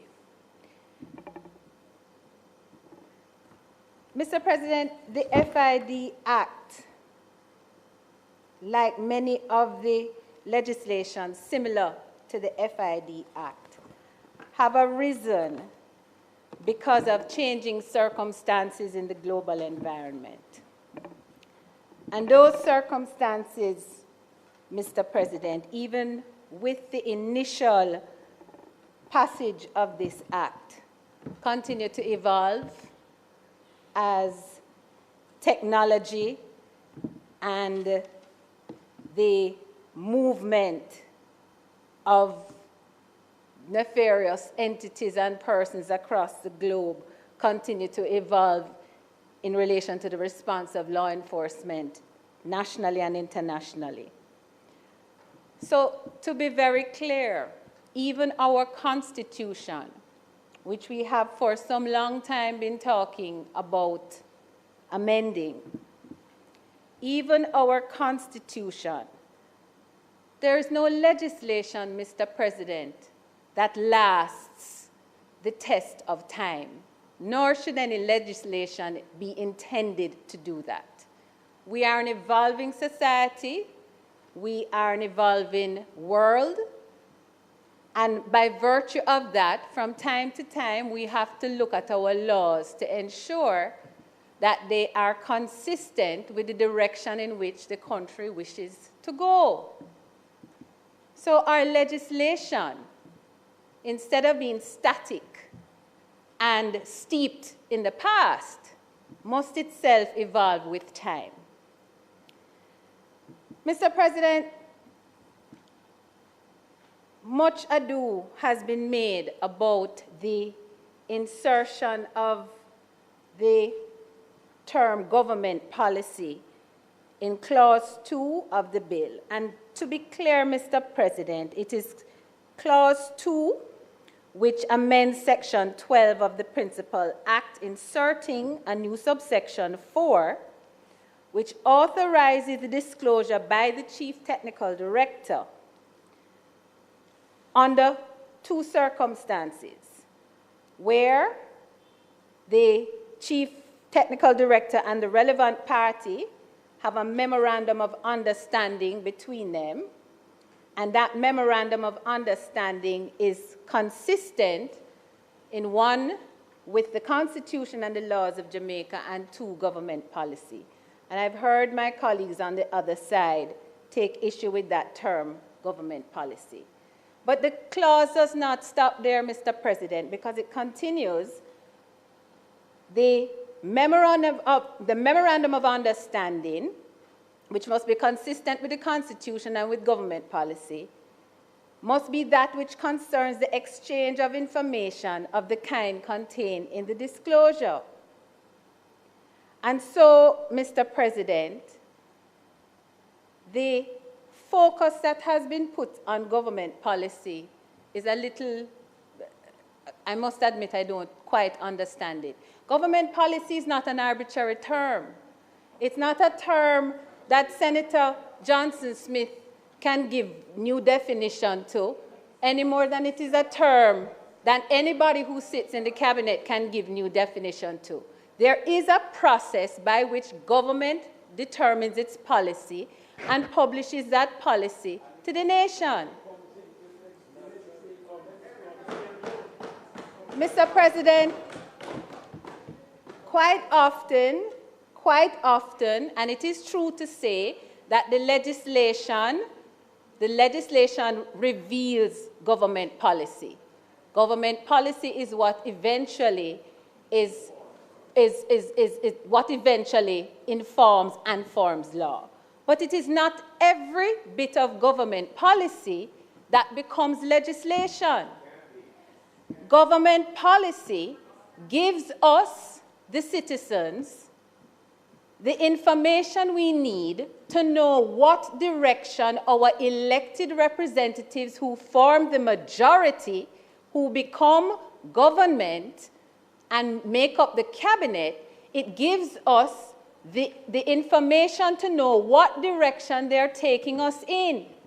And there are other forms of government policy other than legislation, Mr. President, such as white papers, such as national publication of policy issues. The Minister of Culture, Gender, Entertainment and Sport quite often lays in the House of Representatives documents outlining her policy on gender, sports, etc., etc.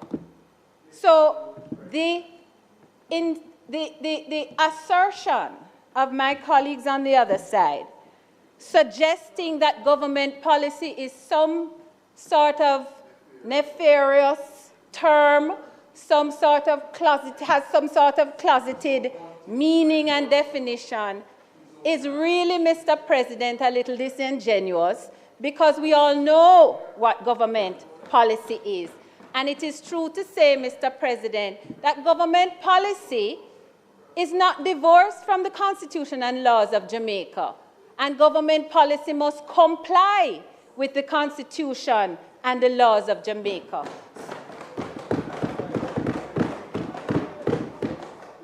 So, Mr. President, let me deal with this issue that was raised, and the example that was given was the NIDS bill, and I'm not shying away from that, because the fact of the matter is, where government policy, whether it be policy or law, finds itself incongruent with the Constitution, there are safeguards and remedies for that. And one of those, Mr. President, at the most extreme, is the court, the Supreme Court of Jamaica. We have a system, Mr. President, that checks us along the way. And if we can't check ourselves, then there is a third branch of government that checks us. So to suggest that you remove the term government policy because there may be some nefarious use of it is completely inconsistent with allowing a government to do what it has been elected to do, to move its people in a particular direction. This bill, Mr. President, is about the sharing of information, not just in relation to local entities, but also in relation to international entities. And how we share with international entities is not a feature of our Constitution. It is a feature of government policy, and government must have the ability to determine who we're going to be talking to abroad.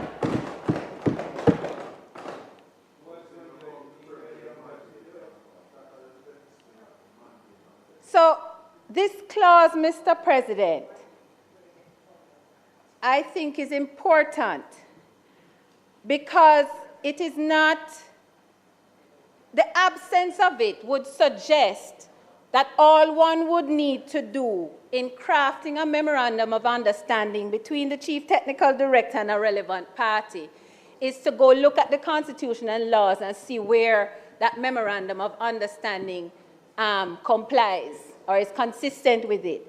But there are documents, there are pathways that the government has chosen where government policy also needs to be checked to ensure that a body like the FID is not entering into a memorandum of understanding that is inconsistent with where the government is seeking to take the country.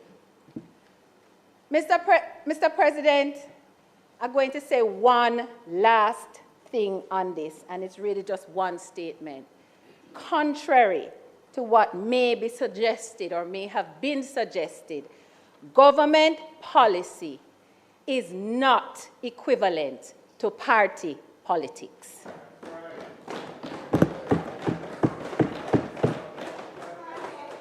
Mr. President, the Financial Investigations Divisions Act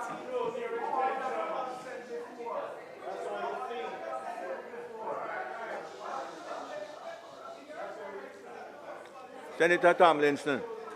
Senator Tomlinson. When you were speaking, nobody didn't interrupt you, you know.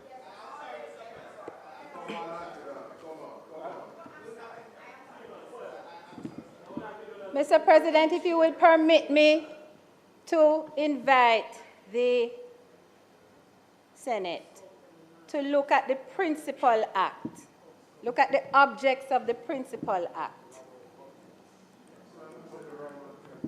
Mr. President, at the heart of the objects of this act, and permit me to read, objects of this act is to establish a department of government with sufficient independence and authority to effectively deal with the multidimensional and complex problem of financial crime and confer upon it the responsibility to, and I'm going to read the last function here, exercise its functions with due regard for the rights of citizens.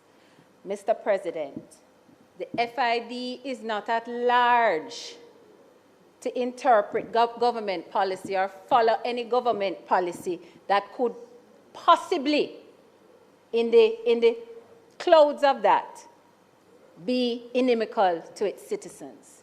The FID must exercise its functions with due regard for its citizens. Mr. President, the issue was raised in the lower house, and if you permit me to transfer it here, although it hasn't been raised on that side this morning. And the reason is, Mr. President, because I'm not quite sure that it was answered in the House, and I would presume to support my colleague to respond to it here. The subsection 4 of clause 2, amending section 12, section 4 of the proposed section 12 at paragraph B says that the chief technical director, in recognizing his authorization to make a disclosure, must be satisfied of two things, one thing or two things. And the first is that the party has adequate confidentiality protocols to protect the information that is being shared with them. And the clause says, or, in the case of a disclosure permitted, the information to be disclosed to the relevant party is required for the purposes of the party's functions. And I raise this, Mr. President, because the Leader of the Opposition made quite a bit about it elsewhere.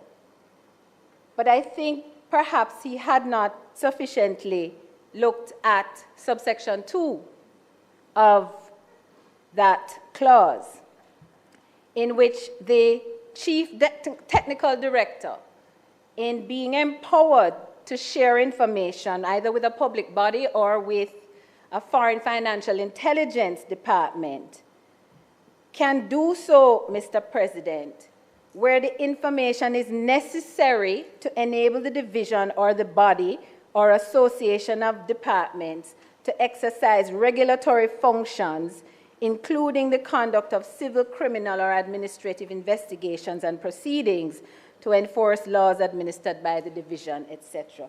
In other words, Mr. President, so that I don't lose my countrymen and women in the maze of the legislation, the chief technical director must be satisfied that the party that they're sharing the information with either needs it for their, either needs it because it's required by their functions, their regulatory functions, or it is required by their regulatory functions and they have sufficient confidentiality, safeguards. So in other words, he cannot decide to share the information simply because there are confidential safeguards in place if the information is not required by that body to carry out their functions. And so I wanted, Mr. President, the opportunity to clear that up. And Mr. President, before I take my seat, let me just, I don't know if I want to caution because that sounds a little arrogant and that's not usually my way. But, you know, English is what I was taught in school. And there are some words that have evolved to have different kind of meaning, like dog. You know, you can be a dog as a pet, and you can be a dog as in dog, my brother, apparently. Relevance is not one of them. Relevance still means what relevance means. So while I appreciate my colleagues overlook at the word relevance, it still means something related to, something important to. It still means that the matter must be contained in or annexed to.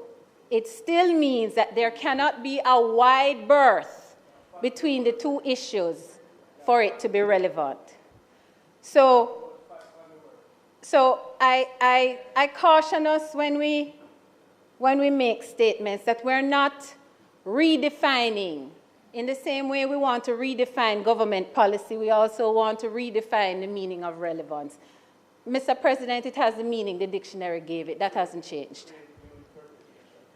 I want to also comment to my colleagues, and I heard my colleague, Senator Tomlinson's suggestion of an amendment to something about reasonable suspicion that a financial crime has been, and that was, I think, attached to his redefining of the word relevance. Mr. President, the FID is the Financial Investigations Division, a department of government. It is not a law enforcement agency. It cannot arrest. It cannot charge. And I think it's important because these words, reasonable suspicion that a financial crime has been or will be or is being committed, is a standard that only a law enforcement entity can engage.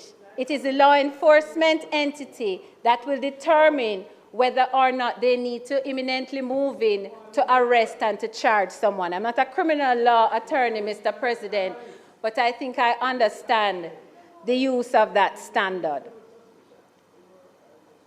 Mr. President, I led you astray. I have one more point to make.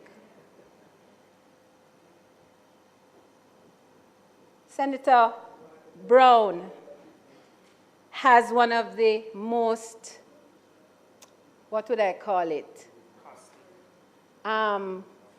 enviable skills that I have seen in anyone in all of my years, and that is the ability to repeat something to ad nauseum so that you almost believe that what he's saying is so.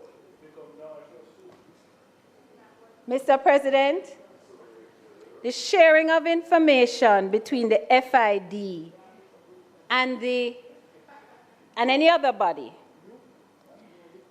and any concern that could arise there, is in no way connected to any example that Senator Brown wants to give about the Integrity Commission. And the example he's referring to, of course, is the referral of the Integrity Commission to a report, referral of the Integrity Commission of a report to the FID. Mr. President, I maintained then, I maintained yesterday, I maintain today, and I am going to maintain tomorrow that that referral was contrary to the Integrity Commission's Act and should not have happened. Mr. President, this bill is not a difficult bill to support.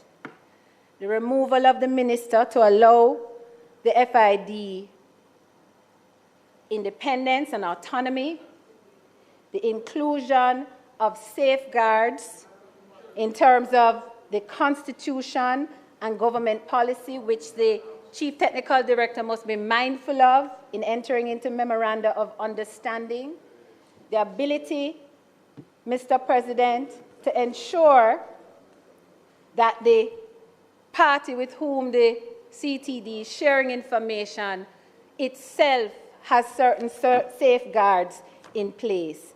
Mr. President, this bill fulfills the objects of the principal act that the FID and the Chief Technical Director must be mindful of, and that is that it exercises its functions with due regard for the citizens of this great country. May it please you, Mr. President. Minister.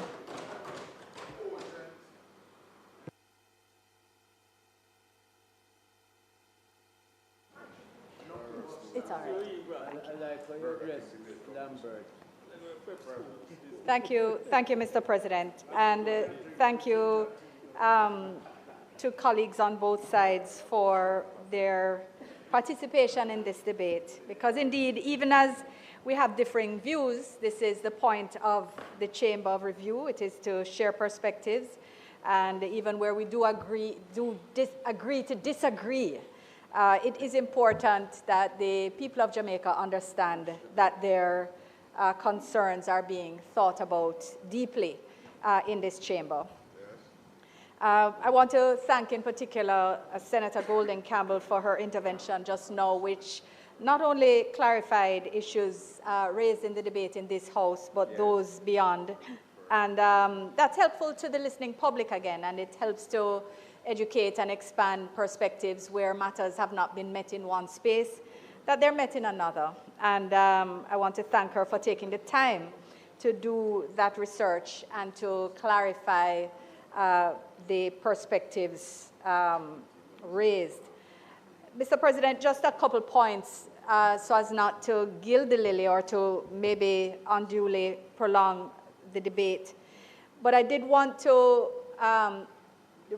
respond to the express language that was used early in the debate on that side, and that was to say that the thought was expressed that the bill was not, and the inclusion of the reference to policy in particular, was not in accordance with democratic principles, including the separation of powers, and that they admitted the, in fact, partisan politics. I wanted to just expressly reject that perspective and to say that it reflects a complete misreading of the language set out and the broader context of the bill. I want to make the point that policy, government policy, is at the heart of the efforts to make Jamaica compliant with international best practice as found by the FATF international evaluations that have been carried out since 2015 and which we have been working on. Government policy allows for the agility to adopt international best practice where it has not yet been implemented here, but it is and would be consistent with the Constitution of Jamaica and the laws of Jamaica. And it is our efforts today which are seeking to expand that by removing ministerial constraint for the perception which it causes, not necessarily intervention, but the perception of possible intervention. So I want to make it quite clear, crystal clear, that what is being done here is to ensure that the widest and most effective guardrails of the Constitution of Jamaica and laws of Jamaica are being supplemented by policy insofar as they are required for the implementation of the purposes of the legislation, which is to allow for effective investigation of financial crimes, the hardening of our financial systems against illicit activity, the prevention of such crimes, and the provision for international collaboration. So everything that is being discussed is within that context and falls within that regime, Mr. President. So I want to us to not have any misconception about that. A mindset that gives the perception that policy is an individual minister's, thought on a morning is almost the sense that's here. The fact that tribal politics was even raised, or partisan politics, ignores the reality that policy is at the very heart of democracy. When the people vote in a government, they vote them in on their policies. There's nothing partisan or tribal about having a policy. It is a part of the democratic process. It's at the very heart of it. And the fact that it is referenced in conjunction with the Constitution, there's absolutely nothing to fear about that. So again, it's perhaps a mindset issue.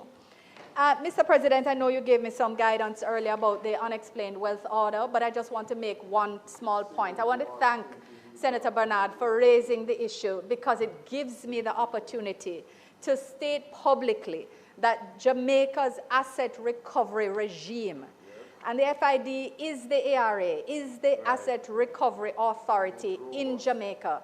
It has been assessed by FATF and found to be sufficiently robust. And it was a part of the assessment based on which Jamaica was taken off the list. The unexplained wealth orders have been advised to the government, and this has been said before, but you give me the opportunity to say again, to be unconstitutional because it reverses the burden of proof. They have been unable to find a workaround that allows for the criminal act to be found, and therefore the civil regime is what has been used, together with the investigative powers of the FID, which continue to robustly work on these matters together with MOCA. So I want to, on the point of relevance, I think there's nothing more to say. I think that was effectively addressed by Senator Golding Campbell. And in this context, Mr. President, I just want to say that we remain committed to ensuring that our systems are hardened against in illicit activity, whether under the CFT or the AML or the anti-proliferation regimes, that we continue our work in this regard. I want to thank all the ministries, departments, and agencies and other important stakeholders, including the Bank of Jamaica, for their tireless work on this regard. And I want to mention in particular the National Anti-Money Laundering Committee, the NAMLC, which we have strengthened and which continues to provide general oversight of the AML CFT policy in Jamaica, ensuring adherence to the FATF recommendations, together with those of CFATF. I want to thank also our bilateral and multilateral partners for their collaboration. We continue to work across the region and nationally to ensure that indeed our systems and the systems within which they operate, that they remain robust, and that our safeguards maintain our positive standing in the global economic and financial systems. So in this context, Mr. President, I ask for the second reading of the bill, and that we move to committee. Thank you, Minister. The question is, thank you, Minister. The question is that the bill, an act to amend the Financial Investigation Divisions Act, be read for a second time. Those in favor? Against? A bill entitled An Act to Amend the Financial Investigations Division Act, read a second time. The Senate will now resolve itself into a committee of the whole Senate to consider the bill clause by clause. Thank you very much, members. I put clause 1. Those in favor? Against? I put clause 2. Those in favor? Thank you very much. Senator Scott Motley. Put on your microphone, please. 24A1, and the amendment which I'm proposing is that government policy should be deleted. Thank you very much. 24A2, I'm sorry. Yeah, I see where it is. It would be the Senator.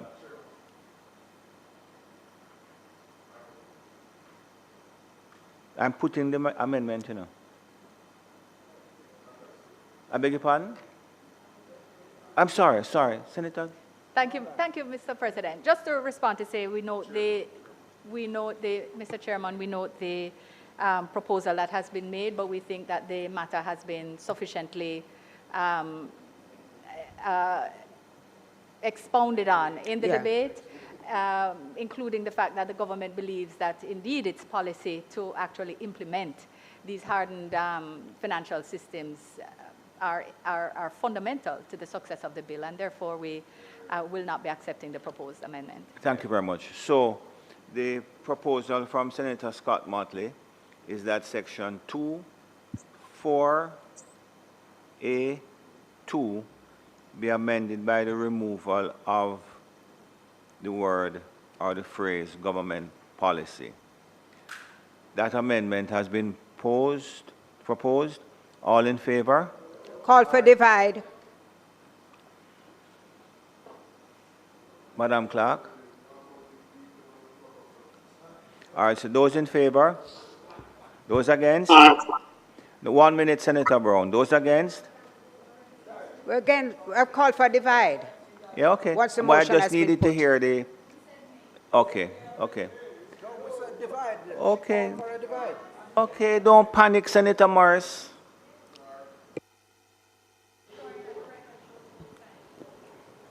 President, just to be clear, we're voting now on Senator Scott Motley's motion, No, you which are is not to remove. voting. You are not voting because you can't vote. I know, but I'm just clarifying, even though I'm not allowed to vote. Because, if I was voting, I'd vote yea for Senator Scott Motley's Brown, motion. thank you very much. Go ahead, Madam, Mr. Clark. Senator Anderson, Keisha Anderson. I support what Donald Scott Motley has proposed. You need to vote aye or nay. Aye. Senator Rosemary Bennett Cooper. Sorry, it's so sad. Senator Alan Bernard. Aye. You need to turn on your microphone. You can just... Senator Keith Duncan. Senator Fitzhenley. Senator Gale. Senator Golden Campbell. Senator Hill. Senator Johnson Smith. Senator Morgan. Senator Professor Morris. Senator Morris Dixon. Senator Scott Motley. Senator Sinclair. Senator Small Ferguson. Senator Tavares Hinson.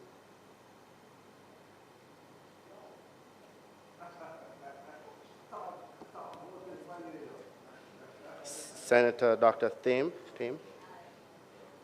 Senator Thompson. Senator Tomlinson.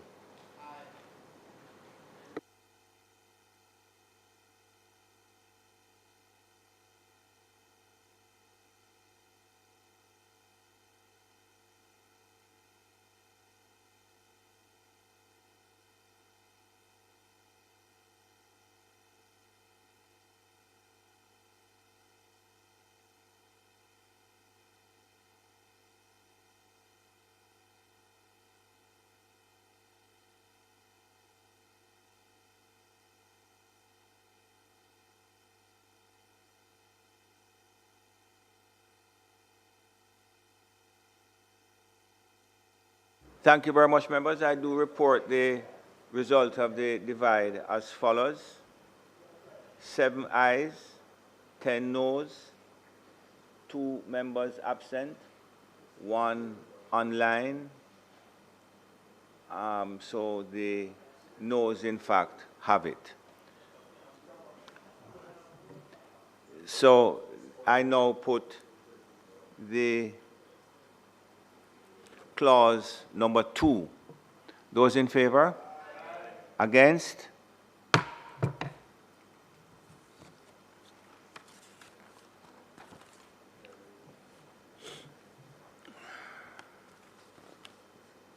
I put the title and enacting clause. Those in favor?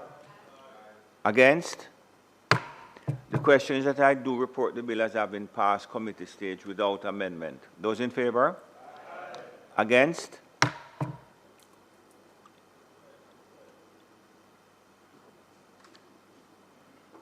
I do report the bill as having passed committee stage without amendment. Minister? Ask for third reading of the bill. The question is that the bill be read for a third time. Those in favor? Against? Mr. Clerk? A bill entitled An Act to Amend the Financial Investigations Division Act, read for a third time and passed.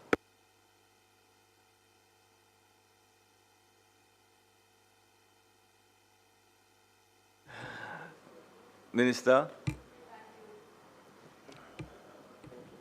Thank you, Mr. President. Mr. President, having completed the FID bill and thanking the members of the technical team who were present to support its passage and indicating to them that they're welcome to be released should they need to be, if they are not needed for the next bill. The other item before us, Mr. President, as indicated earlier, is the Financial Administration and Audit Amendment Act 2026. And this is a bill which has three basic aims: to remove the cap on the maximum amount that may be held in the National Natural Disaster Reserve Fund, the NNDRF, to cease mandatory annual transfers from the consolidated fund to the NNDRF once the balance is at or above 10 billion Jamaican dollars, and to remove Section 13A1A1, which makes provision for the transfer of $200 million from the consolidated fund to the NNDRF during the financial year 2023 to 24. Mr. President, by way of background, I remind that the NNDRF was established pursuant to the Financial Administration and Audit Amendment Act 2024.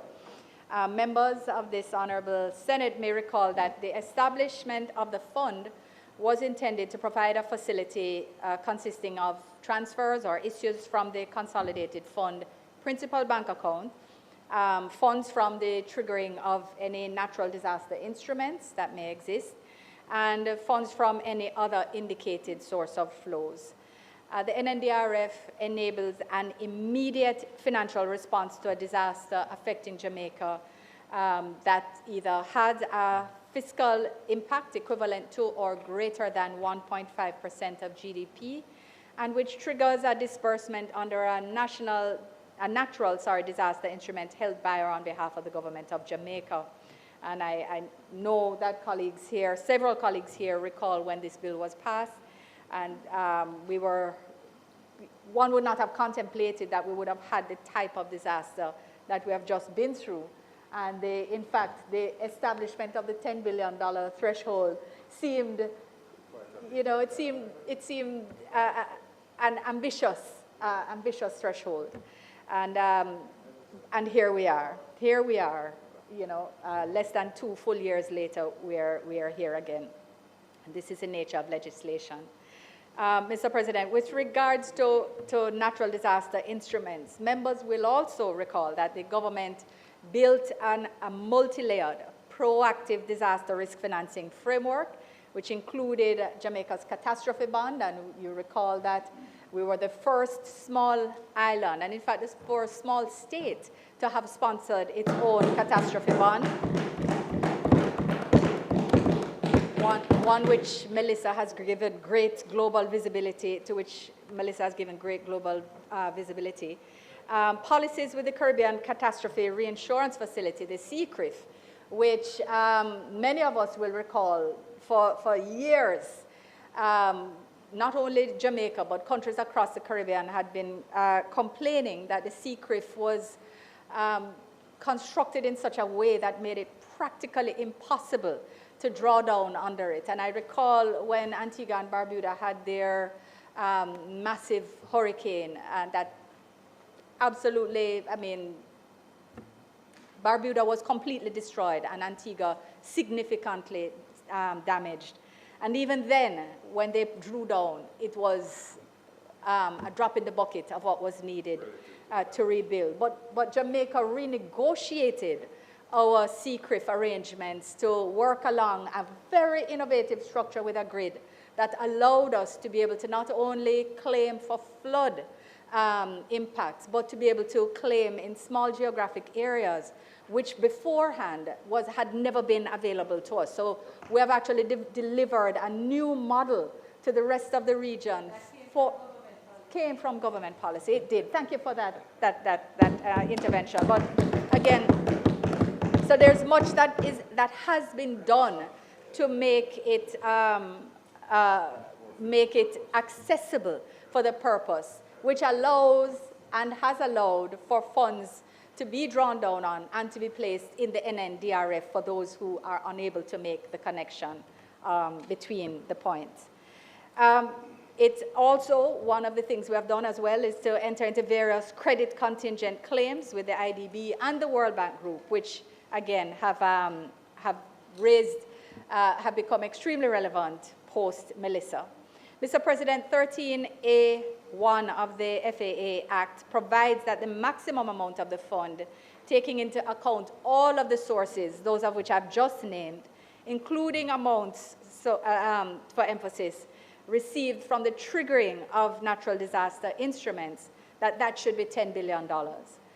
Mr. President, clearly, Hurricane Melissa, one of the strongest hurricanes to form in the Atlantic, and the strongest on record to make landfall in Jamaica, clearly triggered several instruments, resulting in a flow of resources well in excess of $10 billion.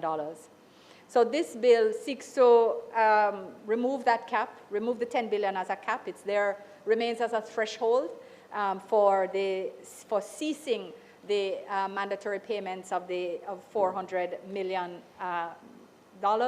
but it's no longer a cap. The bill seeks to cease the mandatory annual transfers, which I've just referenced as well, once the NNDRF is at or above $10 billion. And it also seeks to remove that clause that provided for the transfer of $200 million in the 2023-24 period, as the fund actually was not operational at that time. It was intended to be 24-25, but it's not needed. It is to therefore to be deleted to clean up the bill.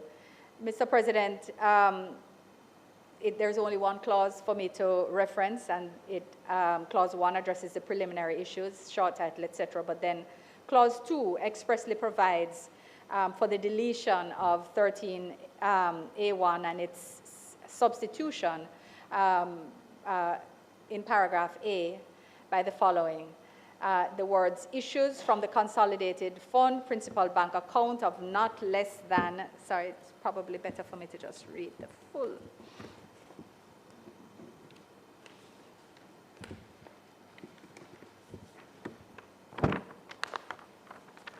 Is to say that there is hereby established a National Natural Disaster Reserve Fund, which shall consist of issues from the consolidated fund principal bank account of not less than $400 million annually, so, however, that no issue shall be required under this paragraph out of an amount that would result in the National Natural Disaster Reserve Fund exceeding $10 billion. So, Mr. President, using the example of Melissa, it's clear that in order to accommodate funds triggered by disasters of similar scale, possibly, or even less, that the steps to be taken under this bill are logical. We must be agile and responsive to the realities that confront us, and the amendments proposed today provide an appropriate level of flexibility. It's in this context, therefore, that I seek the support of members on both sides of this Honourable Senate in passing this bill. May it please you, Mr. President.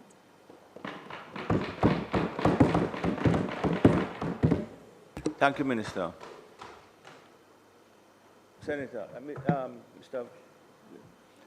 Senator Ferguson.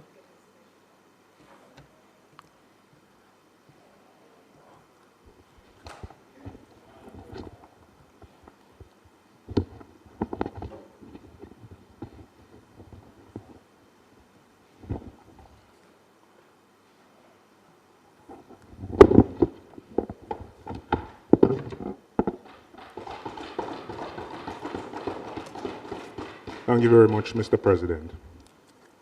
I rise this afternoon to participate in the debate on the proposed amendments to the Financial Administration and Audit Act that are before us today. Thank you, Marshall. I do so fully conscious of the context in which these amendments are being brought to this Honorable Senate, and it doesn't escape my consciousness as well the continued lived realities facing many Jamaicans at this moment in the wake of the crisis that the Minister just mentioned, Hurricane Melissa. But I want to take us back a bit to really set the context in which these amendments are being proposed. Not so long ago, in June 2024, Hurricane Beryl affected Jamaica, causing widespread damage across the entire island, right? And in particular, several southern parishes faced the brunt of it. Estimated losses at that time were north of 30 billion Jamaican dollars, about 2% of GDP at that point. And it's the same story that we're facing today. Damage to critical infrastructure, disruption of lives and livelihood, agricultural output being halted, homes destroyed, tens of thousands of Jamaicans at that time being uprooted by the passage of Hurricane Beryl. And even as recovery in relation to Hurricane Beryl for many was still a hope, the country was struck by an even more devastating disaster. Right? On October 28th, as we know, Hurricane Melissa made direct landfall, and as the Minister has said, broke all records with respect to devastation of events of that nature here in Jamaica. The losses were much greater. The initial estimates still stand at about $8.8 billion US, or 40% of GDP, right? Several times the size of Hurricane Beryl. And the externalities are still with us. The expected cost there is potentially north of $20 billion US in terms of loss of output. We're still struggling to recover in relation to key infrastructure. Utilities are still out of place, and entire communities remain displaced in the worst affected parishes. Mr. President, unfortunately, these two events, as devastating as they are not isolated shocks for Jamaica. They form part of a deeply troubling pattern, and it is the reality for us in this region. Of the more than 40 Category 5 hurricanes recorded in this region, in the Atlantic Basin, approximately 1/3 of them have occurred in the last decade. Right? It's telling a story.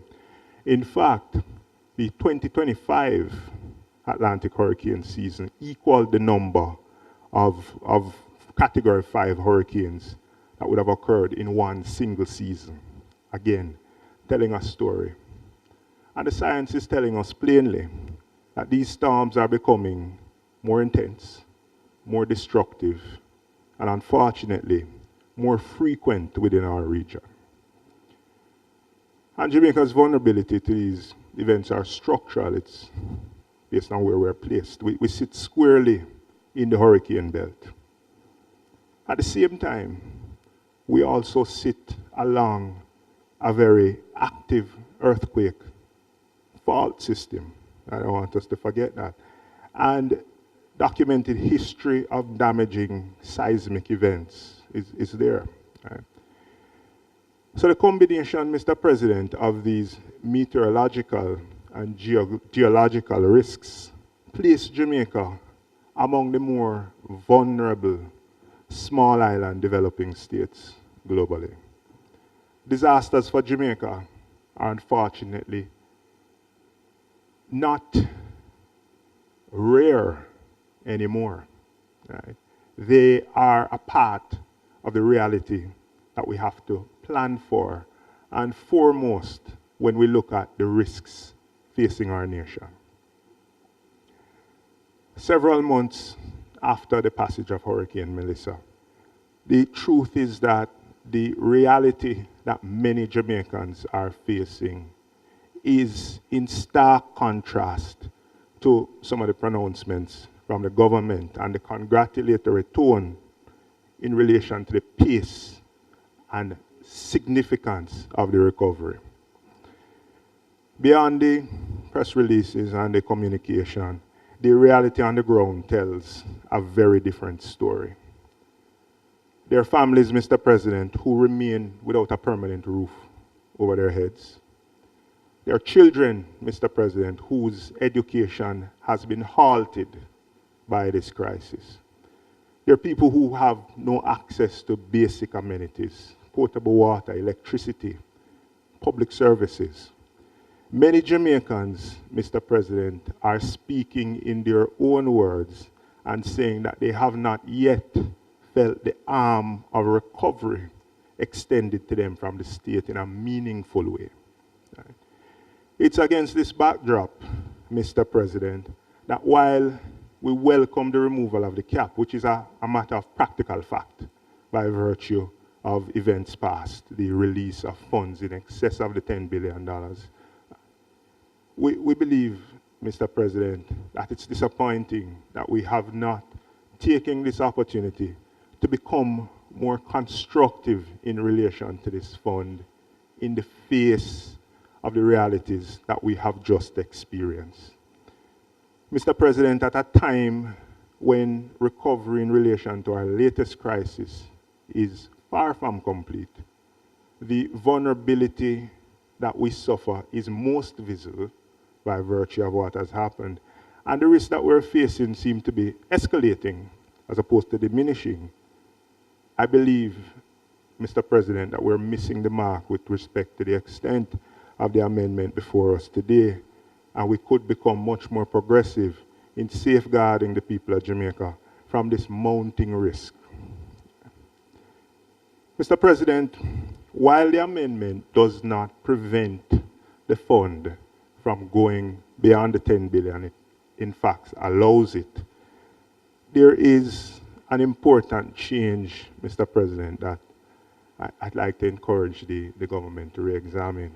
And that is, once the threshold is reached, the government relieves itself from the obligation to continue contributing to the fund from the consolidated fund. That distinction, Mr. President, matters in our view, because it goes to the heart of the state's responsibility to the people of Jamaica in relation to defending against this risk.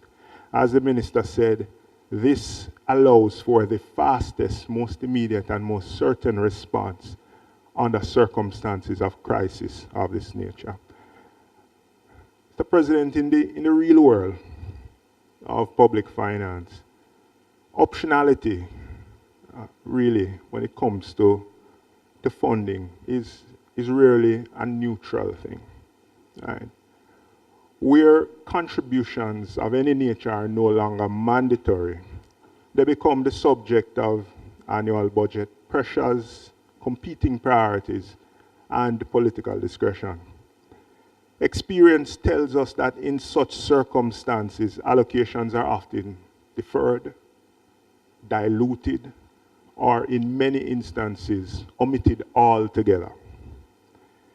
The effect is a shift away from some sort of rule-based discipline and framework which has served us well. We recently had a conversation about the fiscal rules, towards discretion. And in doing so, Mr. President, the government weakens the anchor that gives this fund credibility as a tool designed to protect Jamaican lives and livelihoods in the face of a crisis.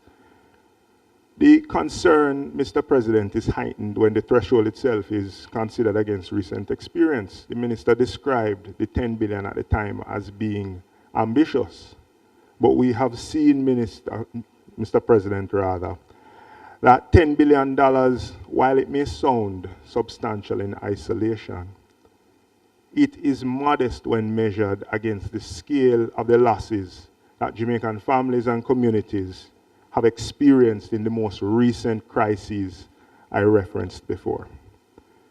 In that context, Mr. President, allowing the state to step back from the mandatory contributions contemplated initially by the framework, it appears ill-timed, right, given what we have recently faced. And it leaves ordinary Jamaicans exposed, right, to benefiting less than they would have otherwise. Mr. President, it's not also sufficient, in our view, to suggest that there are other funding sources that can compensate for the withdrawal of mandatory contributions to this fund.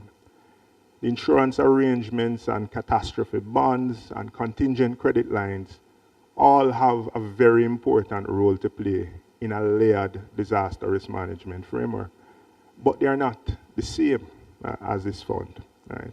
They play a different role. Insurance depends on triggers, and we saw the experience in Hurricane Beryl, where there was no trigger. Credit lines increase the public debt, which is something that we have limited appetite for in the present day. And external assistance, which we have benefited from in the wake of this crisis, is, however, often delayed or conditional, if it comes at all. The consolidated fund contribution, Mr. President, therefore, represents the clearest expression of the state's ownership of disaster preparedness and its duty to act decisively on behalf of the citizens of this country. There is therefore a broader fiscal message that could be embedded in this amendment, Mr. President, that deserves some careful reflection. Right? And remember, eyes are on us. By having an exit point from mandatory contributions, while the government may secure some short-term budgetary flexibility, it could do so at the potential cost of long-term resilience. Right? For a country as exposed as Jamaica, preparedness and defense against these risks must be consistent, dependable, and must have highest priority in the context of budgetary expenses. Because it's not some arbitrary balance sheet or set of numbers that gets affected under these circumstances. It's Jamaican households that bear the consequences when disaster strikes.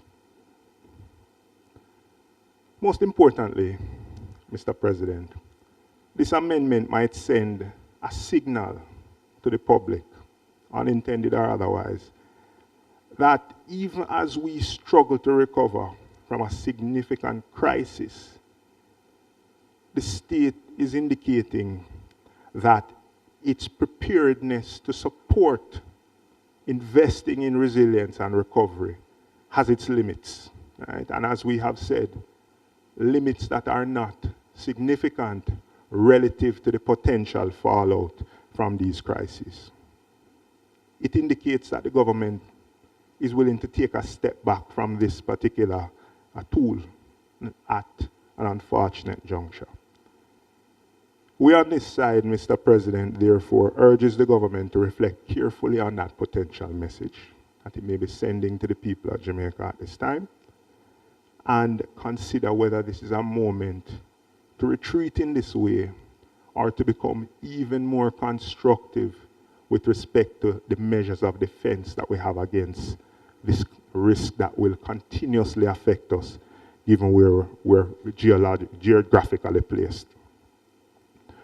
Rather than creating a pathway to step back, there's an opportunity here for us to become more constructive, to strengthen the replenishment and continuity, and expand the various sources that could go into the National Natural Disaster Reserve Fund. This, Mr. President, in our view, will make it a more credible, durable instrument of recovery and resilience to benefit all Jamaicans. May it please you, Mr. President. Thank you, Senator Ferguson. Minister? Minister Morgan? Senator Morgan?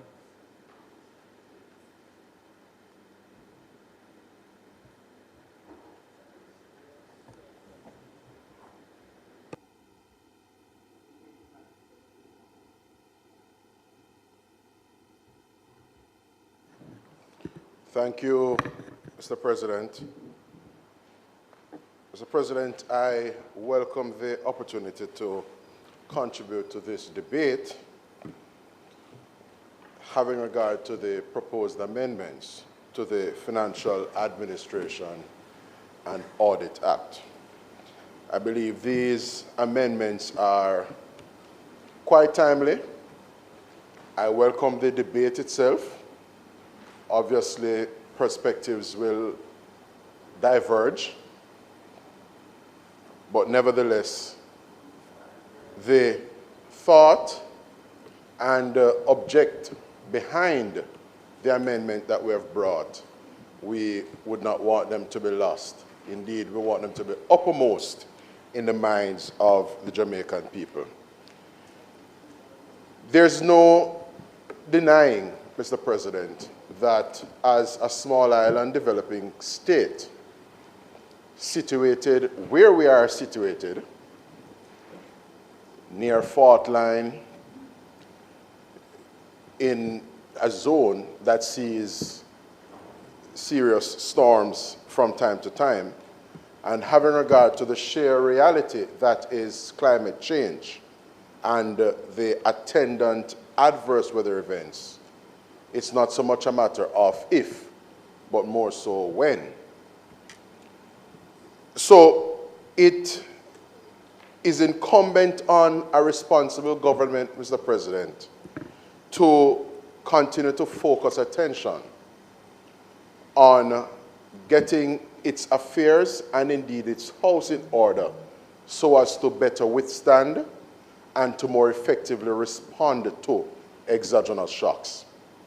As the senator opposite mentioned just now, it is true that adverse weather events, particularly strong storms, or I dare say hurricanes, are becoming increasingly intense, quite devastating in terms of impact and the sheer damage that they occasion.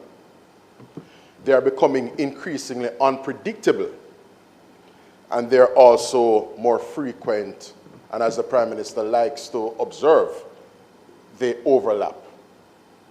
So in a time gone by, an adverse weather event would be a 1 in a 20-year phenomenon. It's not quite so these days. You may even have the situation of impact in the same Atlantic hurricane season. I wish to commend the administration, Mr. President, for its practicality, its pragmatism, and foresight in devising our National Natural Disaster Reserve Fund.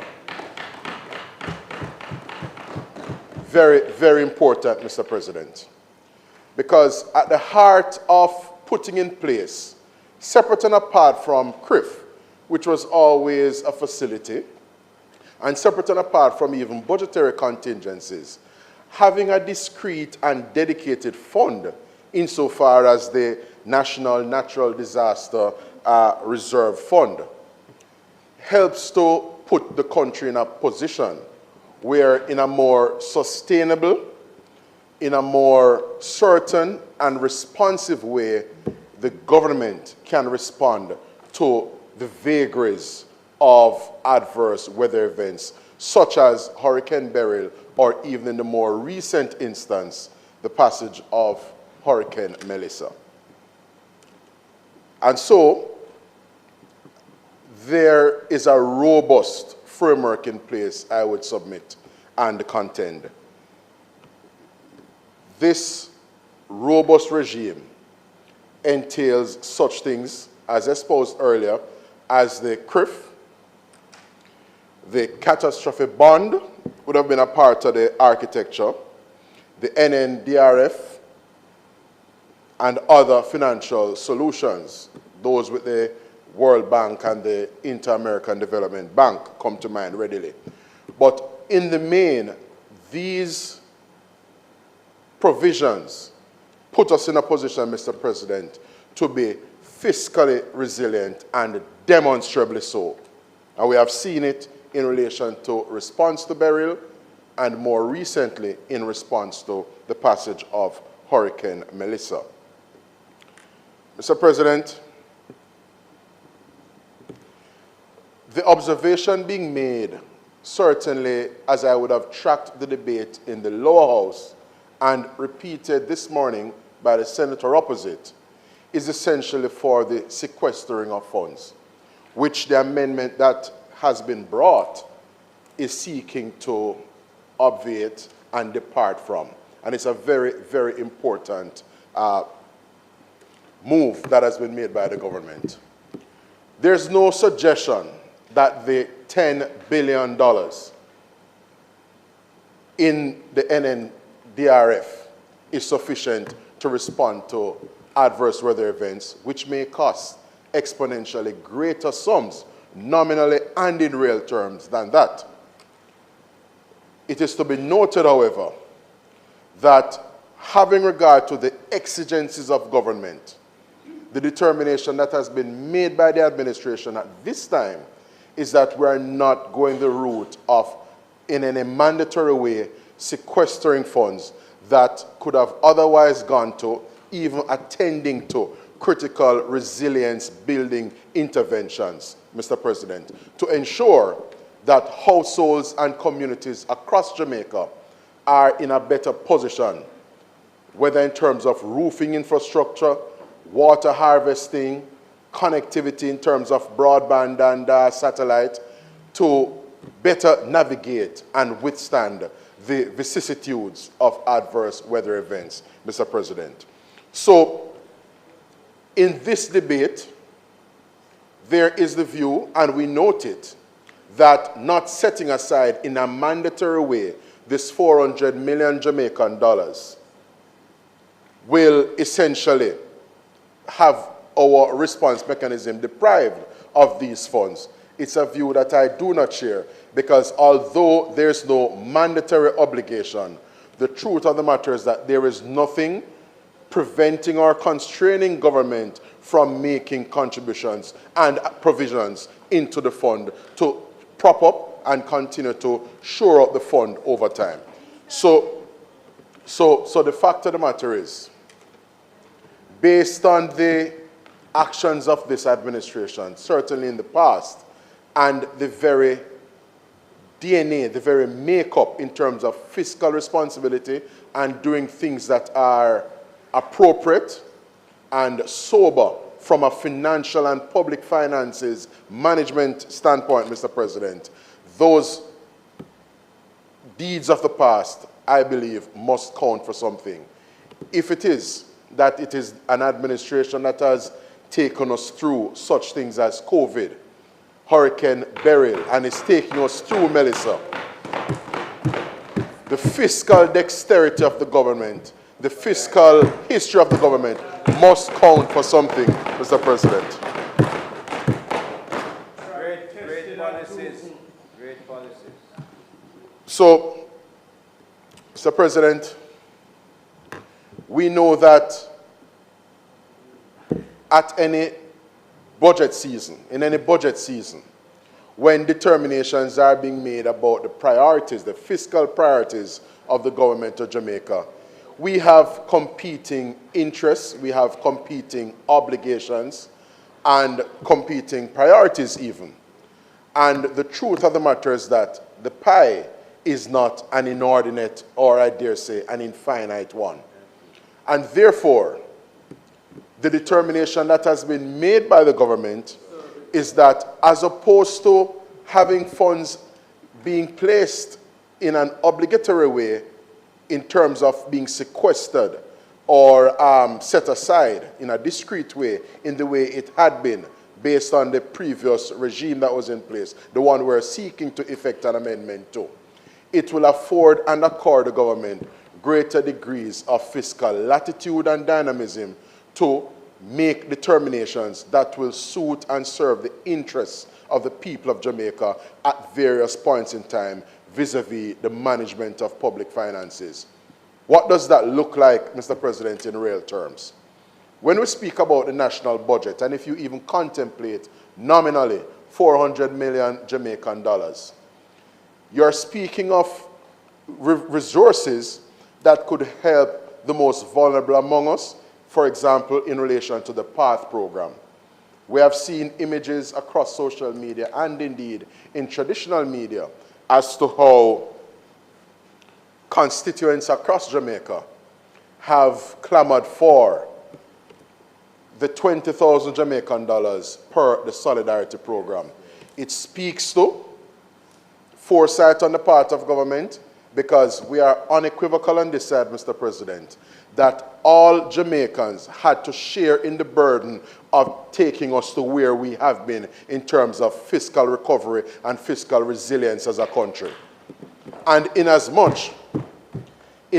as Jamaicans were called upon individually and collectively to take us to where we have been these past 10 years in relation to a better position from a fiscal standpoint, the people of Jamaica, those who are not captured on PATH, those who are not on the social pension or are not being provided for in any other window being made available by government, they too, Mr. President, must benefit from the dividends of our heavy lifting over the years as a country. And so when the government puts itself in a position where it doesn't sequester funds, but instead have the funds in real time and in real terms able and at its disposal to respond to national need, whether it is fixing and repairing roads in people's communities, be they farm roads, community roads, or main thoroughfares, providing more to the vulnerable among us, addressing challenges with respect to the delivery of public health care, security, or indeed education. These resources and the fiscal dynamism that the non-sequestering of funds affords government puts the people of Jamaica in a position to be well served. So we do not see the amendment that we're bringing as something that is inimical to the broader interests of the people of Jamaica. A key point to appreciate here, Mr. President, is that the members opposite will seek to isolate and bring into sharp focus the 400 million Jamaican dollars that will no longer be going to. Well, not that they won't be going to, but there's no obligation, there's no mandatory directive in relation to the 400 million. But as opposed to isolating and focusing on that particular aspect, Mr. President, it is to be noted that you have to look at our regime in an aggregate way, in a composite manner, because all of the different windows, when taken together, would suggest to us that Jamaica in 2026, as it was in 2025, is in a place that is far better relative to where we were years ago or even decades ago in terms of fiscal resilience and our capacity to withstand. From a wherewithal standpoint, we're in a better place, Mr. President. And therefore, I commend our former finance minister and the administration of which he was a part in relation to taking out that catastrophic bond with the World Bank, Mr. President. Very, very important development. It is also important to note that even while we have this NNDRF in place, that from time to time you will also have the government entering into agreements and arrangements that will serve to prop up and shore up our disaster risk financing efforts, our framework altogether. So those developments too must count for something. Mr. President, there are persons who, by virtue of their own fiscal fortunes, do not readily appreciate what the consolidated fund does, particularly for the most vulnerable among us.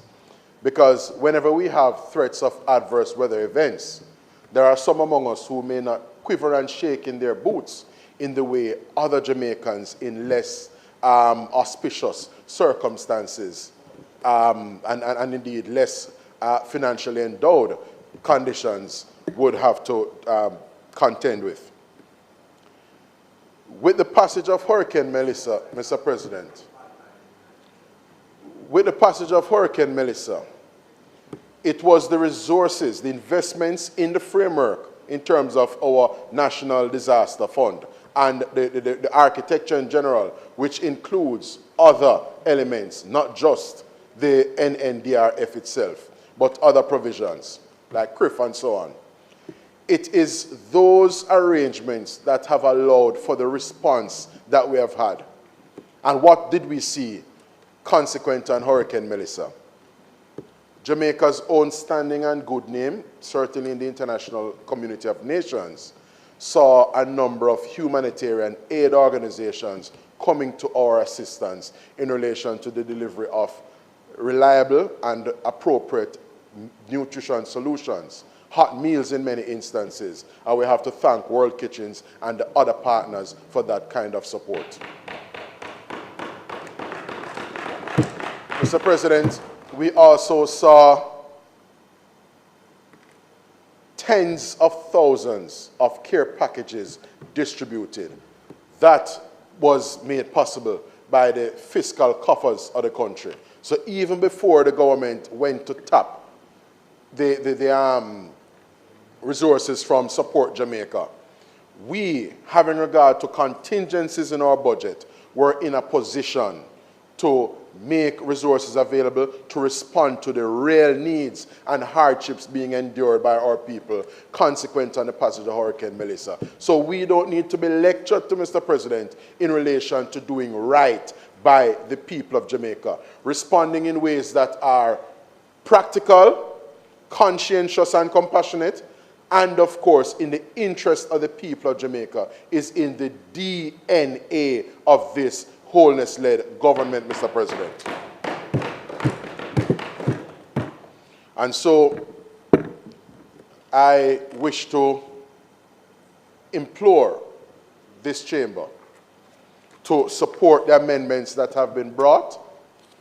We note the variance of opinions vis-a-vis the cessation, as it were, of the 400 million Jamaican dollars mandatory transfer to the consolidated, to the NNDRF rather.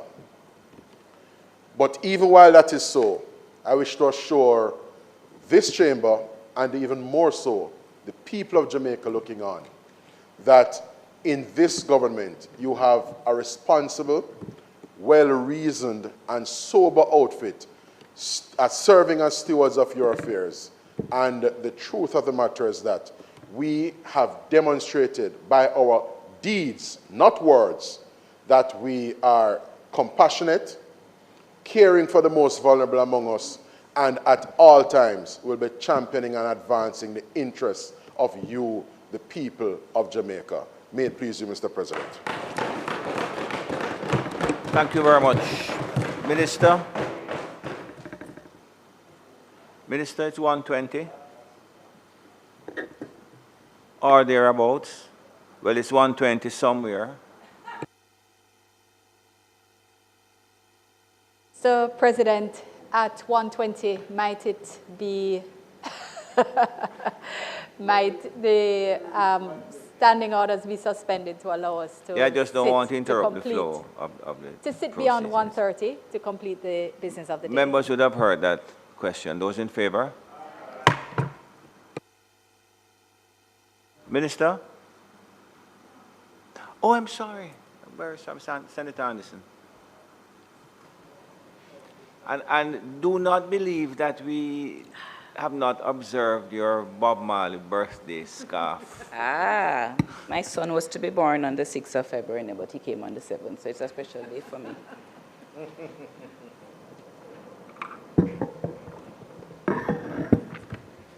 Thank you. Thank you very much, Senator Anderson. I apologize for not seeing you. That's okay. May I seek permission to speak from a seat other than my own? Maybe that's why I didn't recognize you, of course. You can. Mr. President, I rise because I think it is important to make my contribution to this review of the Financial Administration and Audit Act. I don't intend to be long, but I would like to share two points. I think the maturity of us as a people is evident in the layered approach to disaster risk management that we have employed. And I commend the successive administrations that have sought to ensure that we have strengthened our ability to respond to natural disaster. It is for that reason, Mr. President, that I am wondering why we would want to take a step back now, and I will explain what I mean. So I understand, as the government senator that just spoke posited, that it is, when you're looking at a budget, you have to make decisions around what you spend now in the best interests of your people, but you also have to think ahead and show vision and foresight also in the best interests of people. So I'm thinking that whereas we may not want to indicate an amount to be sequestered annually, I don't think we need to throw the proverbial baby with the bathwater, and we may want to say that over a period of time, say in a 2-year period, there's a specific amount that should be sequestered. It is because, Mr. President, I fear that in the absence of that, then you rely on well-thinking that, depending on the priority of the day, may disappear. So I want to put it to the Minister for consideration that we set aside a certain amount over maybe a 2-year period, so it will give the government room in this immediate year one, but say by year 2, a set amount must come from the consolidated fund to the fund, and I'd like it to be contemplated. Mr. President, I also want us to focus a little bit on a part that I think is missing from the framework. And the part that I think is missing is a focus on governance and accountability. Because I do believe, Mr. President, that accountability can be the remedy sometimes that will help to heal the wounds of mistakes or poor governance. And so I think as we develop the Act, that we should give consideration to the oversight aspects of it and tend to legislate some of that. And what do I mean, Mr. President? I think the recent, even though early report from the Auditor General flagging the oversight weaknesses in the governance framework of the National Disaster Fund should not be ignored. You know, I think that is important that as we continue to show our maturity, we also show our maturity in the reporting on the fund. I think we need to legislate to some extent that we should have at minimum annual or quarterly reports on the balances and the drawdowns. I think we should have annual reports on the performance. I am not quite clear on the management of the fund, but the performance of the fund, the investment strategy, for example, so that we can ensure that as we continue to put money into the fund, that the fund is actually growing at a rate that will help to compensate for the cost of disasters in the future. I take it not for granted that we will enjoy the same level of support from international organizations. As we did say, the region is being faced with more and more disasters, and we're not going to be the only small island that has to rely on the generosity of other well-thinking world citizens. And so, Mr. President, I think that we need to ensure that governance and the what would I say now, the performance indicators that will tell us how we're doing as it relates to the fund are enacted as a part of future releases of the Act. If it so pleases you, Mr. President. Thank you very much. Minister? Thank you, Mr. President. And as always, I thank colleagues who have made interventions on this bill that's before us.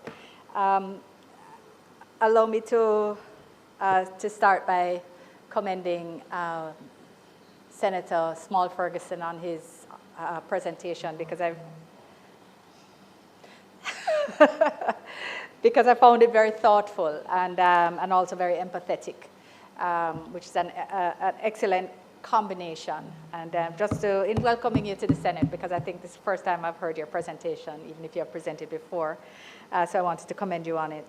And you know, I always make the point when I speak internationally about the matter of climate financing, that no matter how much resilience a country builds, Jamaica is a model, a global success story in terms of what a small, highly indebted country that has a history of every negative narrative that you can speak about underdevelopment, that has retold its story and taken the tough decisions to put us in a position to actually build a framework that allows us to be fiscally resilient and to be able to respond financially to an extent to a disaster. But it never prevents and cannot prevent, especially in a country within the Caribbean, which is the second most disaster-prone region in the world, it cannot prevent the dislocation, the disruption, the lived experience that a disaster causes. There is no way to prevent the impact on lives, in families, communities, individuals. And we are replete with stories of how how Melissa and Beryl, and indeed those of us who lived through Gilbert, and you know, really when a slice of bread was a blessing, because I mean there was the recovery period, what it took for us to recover, and the extent of the damage that was caused such deep destruction and dislocation. There's no way to explain it to countries who don't have hurricanes, that in a way that they will understand. And it's one of the reasons why we were so open to having development partners visit, despite the very tough toll that it took on our resources, to have them come to see for themselves, to tell the story. And indeed, it formed part of the cycle of generosity that has stimulated the type of international outpouring that Jamaica has benefited from. So I want to just make the point that in speaking about this bill, which narrowly addresses a fiscal management or financial management issue, and as you have said, is a matter of fact, it's a practical response to a factual circumstance. The funds exceed 10 billion, we need to remove that as a cap. But also the subjective position which has been taken, which is to, or the policy position which has been taken to require the annual $400 million payment into the fund until the $10 billion threshold is reached, and thereafter for it no longer to be mandatory, but not that it must cease. So the point is to allow flexibility. The reality is that the significant macroeconomic reforms that this administration has undertaken over the past 10 years, together with the expansion and deepening of our social welfare support, the addition of a new social pension, the increase in pensions, the increases to PATH, the investments in health, the investments in security, fundamental responsibilities of a government which were undertaken while not imposing new taxes on the backs of the Jamaican people. This has been very delicate balancing work. It has required tough choices, tough balances, and very strategic thinking. It has required the move away from sequestered funding, as Senator Morgan pointed out, and ensure that we move to central treasury management so that funds can be leveraged in the best and most effective and broadly flexible way as possible to deliver the widest and most impactful use of government resources. it is a move away from private fund management to the best management and most flexible management as required to deliver across a broad spectrum of needs of the Jamaican people. So in this context, while we understand the view that says keep putting into the fund, keep mandating that 400 million be paid in every year, we understand that perspective. For us, it is not the best perspective. It doesn't allow the level of flexibility which we have already demonstrated a capacity to do in a way that is effective for the Jamaican people. So I want us to recognize that we have again sought to achieve the best balance possible, and that is require the 400 million annually until a threshold of 10 billion is reached. And while that 10 billion is not a maximum, so that funds can be coming in from other sources and other resources, it won't require it as a transfer from the consolidated fund account. So it allows for some flexibility.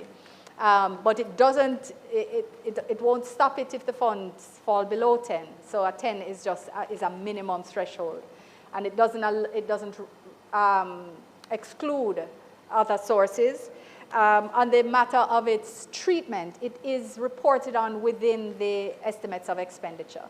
So it is not managed as a separate like the NIF at this point. It is a new fund that is simply an accounting treatment, not a privately managed fund. Is this something that will be considered differently otherwise? That is something to be considered, but as it is now, it is an accounting treatment. So it's reported on and audited in the same way that the budget is generally treated. But that being said, Mr. President, I think the balance before us is clear. 3 clear changes. We are removing 10 billion as a cap. It is now merely a threshold, but one which we will keep to. The 400 million will be mandated annually until that threshold is reached, and the provision that had spoken to a 2023-2024 action has been found to not be relevant, is being deleted for good order. So in that context, Mr. President, I want to recommend that we recognize that our robust disaster risk financing framework has worked well for us as best as possible for a country in our particular circumstances. It allowed for an immediate flow of critical liquidity to supplement the government's own contingency resources. And we want to take the opportunity again to express appreciation to our international partners who have continued to support us on, in matters of technical capacity as well as with financial resources and in-kind resources. I want to also recognize that so far as I'm aware, while we have looked at one aspect of the Auditor General's report has been raised, that the funds that have come in to support Jamaica have all gone to where they're supposed to go, and this is something that we have to celebrate because the transparency that's been afforded by the Support Jamaica website is unprecedented. The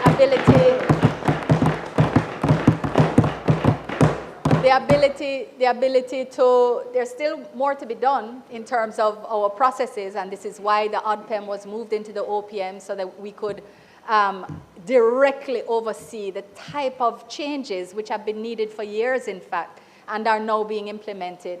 You could go on the website and see what districts were being distributed to. You could go and you could see what donations were, where distribution was going to take place, from which of the 8 hubs that had been set up by the JDF, so that you could tell, from people in the diaspora could call their family and say, listen, make sure to go by the JDF hub because they are going to be distributing tomorrow.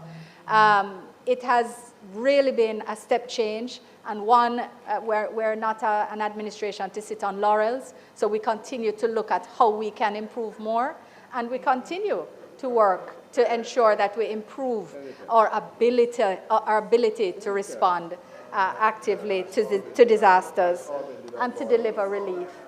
So again, Mr. President, in this context, I thank colleagues for their contributions, and I ask for second reading of the bill.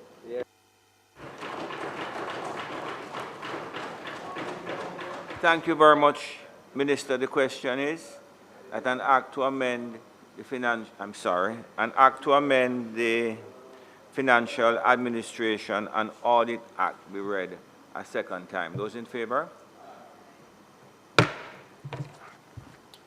A bill entitled An Act to Amend the Financial Administration and Audit Act read a second time.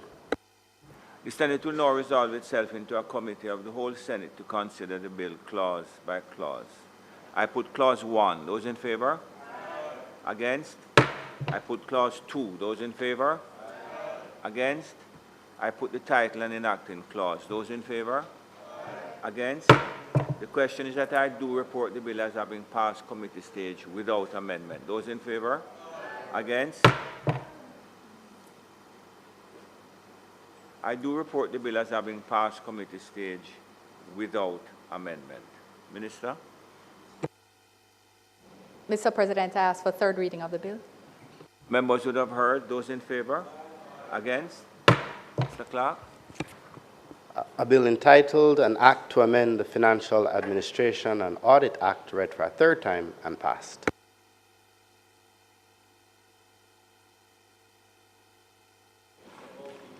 Yes, Mr. President. Might I ask for recommittal of the item notices of motion given orally? Members would have heard that question. Those in favor? Aye. Minister? Thank you, Mr. President. Mr. President, at the last sitting, holdover motion was... What? Oh. Okay. Yes, well. The agility, effectiveness, and our ability to respond to changing circumstances are things we try to keep at the forefront of our agenda. And so here we are. Here we are. Mr. President, a holdover motion was taken at the last sitting, but a decision was taken in that other place to not prorogue as intended, to take additional items of legislation to move things further forward, and it is therefore important that we respond accordingly to ensure that our agenda also remains appropriately aligned. So I beg to give notice that at the next meeting of the Senate, I will move the following motion. Be it resolved with reference to the sessional select, joint select, and select committees, which were appointed in the current session of Parliament, and where these committees have not completed their deliberations, that in the new session of Parliament, this Honourable Senate be empowered to enable these committees to proceed with the issues referred to them from the stage reached before prorogation. Be it further resolved that the composition of all these committees remain unchanged, except where necessary, by further motion taken and approved by this Honourable Senate. And be it further resolved, with reference to the matters identified below, which are included in the order of business in this session of Parliament, but for which deliberation has not been completed, that in the new session of Parliament, the Senate be empowered to proceed with them from this stage reached before prorogation. 1, an act to amend the Jamaica Promotions Corporation Act and to provide for connected matters. 2, an act to amend the Jury Act. 3, an act to amend the Cybercrimes Act and to provide for connected matters. And 4, private members' motions, numbers 1 and 2. Mr. President, I further beg to give notice that at a later stage today, I will move for the suspension of standing orders to enable me to take the motion, notice of which was... 1, 2, and 3. Oh, I presumed that you were either 1 or 2. My apologies. I did not check. You're 1, 2, and 3, so your motion is preserved. Mr. President? Thank you very much. So, we return to public business. Mr. President, I beg to give notice, or rather I now move for the suspension of standing orders to allow me to take the motion, notice of which I gave earlier. Thank you very much, Minister. Members would have heard the question. Those in favor? Aye. Against? Thank you, Mr. President. Mr. President, having indicated we not only had important Joint Select Committee meetings yesterday, which are composed and have had work comments, but we've also taken a new motion today and received 2 new bills from that other place, and that places us on good footing to ask that the holdover motion be approved by the Senate, in which context I ask for its approval. Thank you very much. Members should have heard the question. Those in favor? Against? Minister? Mr. President, that item having been taken, it is not anticipated that we would do any further. It's approved. Motion is approved, yes. Yes, it's not intended to do any further business today, Mr. President. Might the Senate be adjourned for a date to be fixed, because better safe. Thank you very much. Members, the question is that the Senate be adjourned for a date to be fixed. Those all in favor? Aye. This Honorable Senate now stands adjourned for a date to be fixed.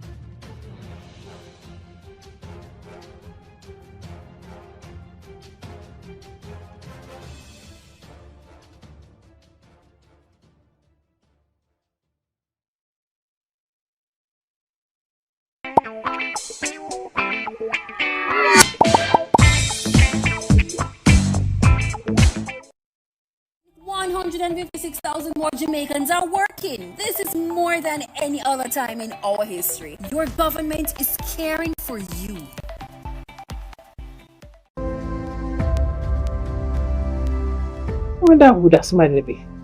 No, sir. Let me look for my glasses. Oh, how does somebody look like rice up? It's Lottie walk on. Me glad for see you, right? And though things never go on for you, America, me glad say you there. Yes. Lift your head high. Yes. Stay out of trouble. Yes. And you can have a fresh start back home. All right, Mr. D. Thanks, you hear? Let's all work together for a fresh start back home. The following is brought to you by the Office of the Prime Minister. Me, I go show them my way of justice. I'm abused. I need legal advice. I don't deserve this. The truth of the matter is, justice there for all of it. The Ministry of Justice has trained more than 5,600 persons in restorative justice practices. More than 200,000 victims have been supported by the victim services. Legal aid has reached thousands island-wide. Make we talk it out, not fight it out. Call 888 Justice today. Dengue is ordinarily a mild disease. Persons may get a fever, headache, joint and muscle pains. The illness is often resolved through rest and adequate hydration along with paracetamol to treat the accompanying fever. However, on occasions the illness can progress to severe dengue, which can result in organ failure, bleeding and severe fluid depletion that can lead to shock and even death. Therefore, it is important for persons who are experiencing fever, vomiting, severe abdominal pain, bleeding under the skin, feeling very weak, or getting confused to seek immediate attention. Let us work together to protect ourselves against dengue.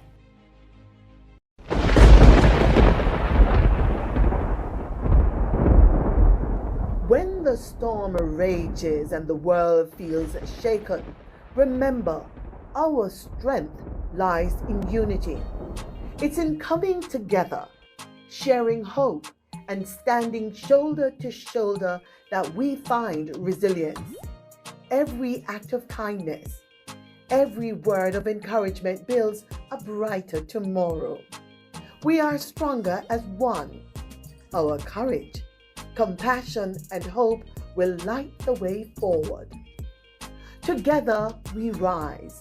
Together we rebuild, because hope is never lost when we stand united, because we are stronger together.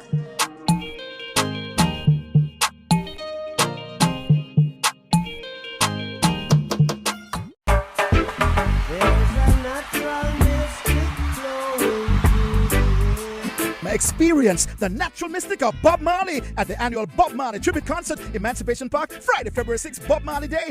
See musical tributes by Stephen Marley, Ed Turner, Bushman, Warrior King, the NAJ Musical Trio, plus two reggae bands from Mexico. And PBCJ will be there to bring you the live broadcast starting at 7 p.m. That's the Bob Marley Tribute Concert, Friday, February 6th. A truly international natural mystic in music in Emancipation Park. Admission free! Peace is a choice we make every day. When we come together with love and understanding, we create a future free of violence and fear. Let's stand united, build bridges, and nurture hope for our children and our communities.